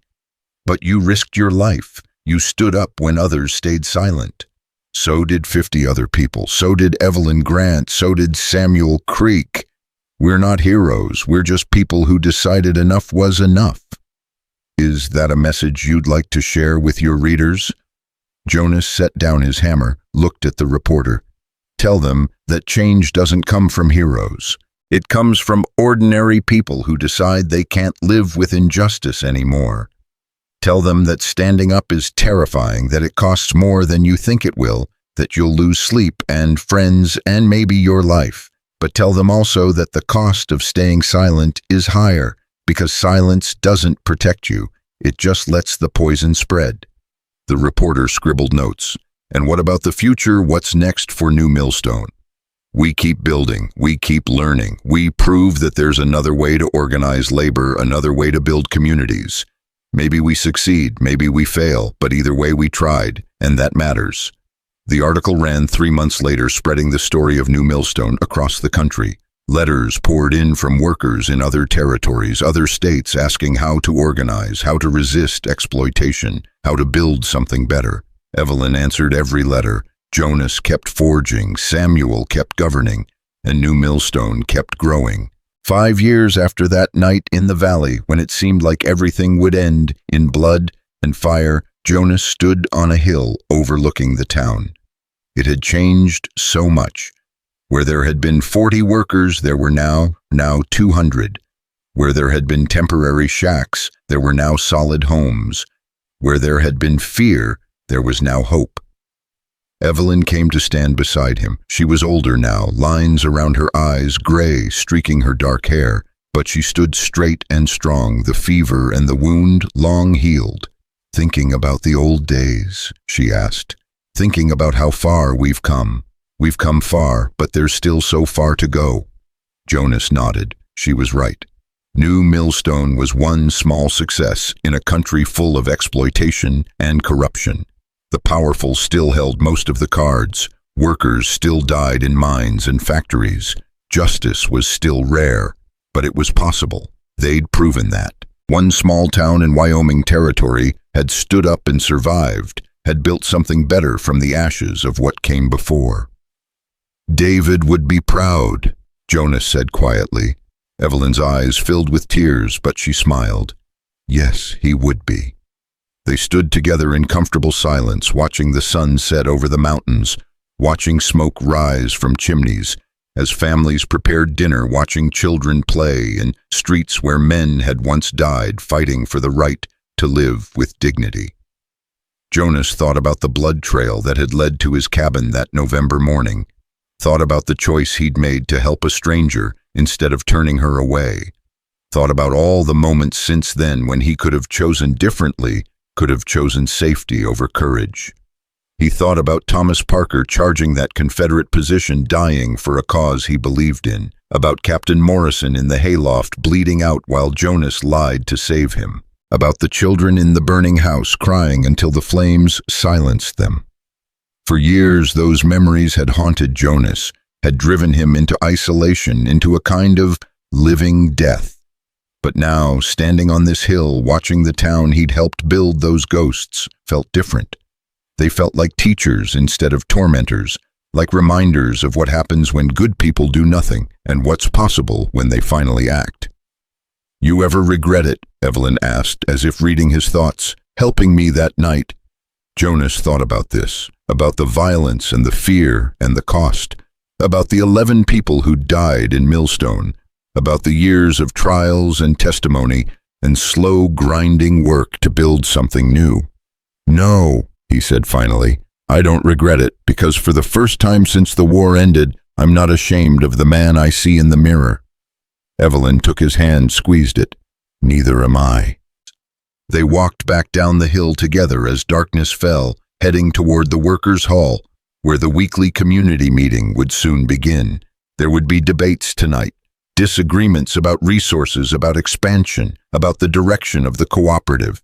There always were, but that was the point Jonas had learned. Democracy was messy, justice was hard. Building something better than what came before required constant work, constant vigilance, constant willingness to stand up when it would be easier to sit down. As they entered the hall, Jonas saw familiar faces. Samuel preparing his notes for the meeting, Harry Nichols, the medic who'd kept them alive through those terrible days, Jeremiah, the old man who'd shown them the tunnel, and dozens of others, workers and families who'd chosen to build something new instead of accepting something broken. They weren't heroes. They were just people who'd decided to try. And in the end, Jonas thought maybe that was the only kind of heroism that mattered. Not the grand gestures or the dramatic sacrifices. Just ordinary people day after day choosing to stand up instead of looking away, choosing to speak instead of staying silent, choosing to build instead of accepting what they'd been given. The meeting began. Voices rose and fell, debating, arguing, compromising. Jonas listened occasionally, offering his thoughts, mostly just watching this small miracle of democracy in action. Outside, stars filled the Wyoming sky, bright and cold and infinite. Inside, people gathered to shape their own destiny, to prove that another way was possible. And Jonas Hale, who'd spent 3 years hiding from the world, who'd nearly let his own silence destroy him, finally understood what David Grant had died believing, that the truth, no matter how costly, was always worth defending, and that silence, no matter how safe it felt, was always more dangerous than the risks of speaking up.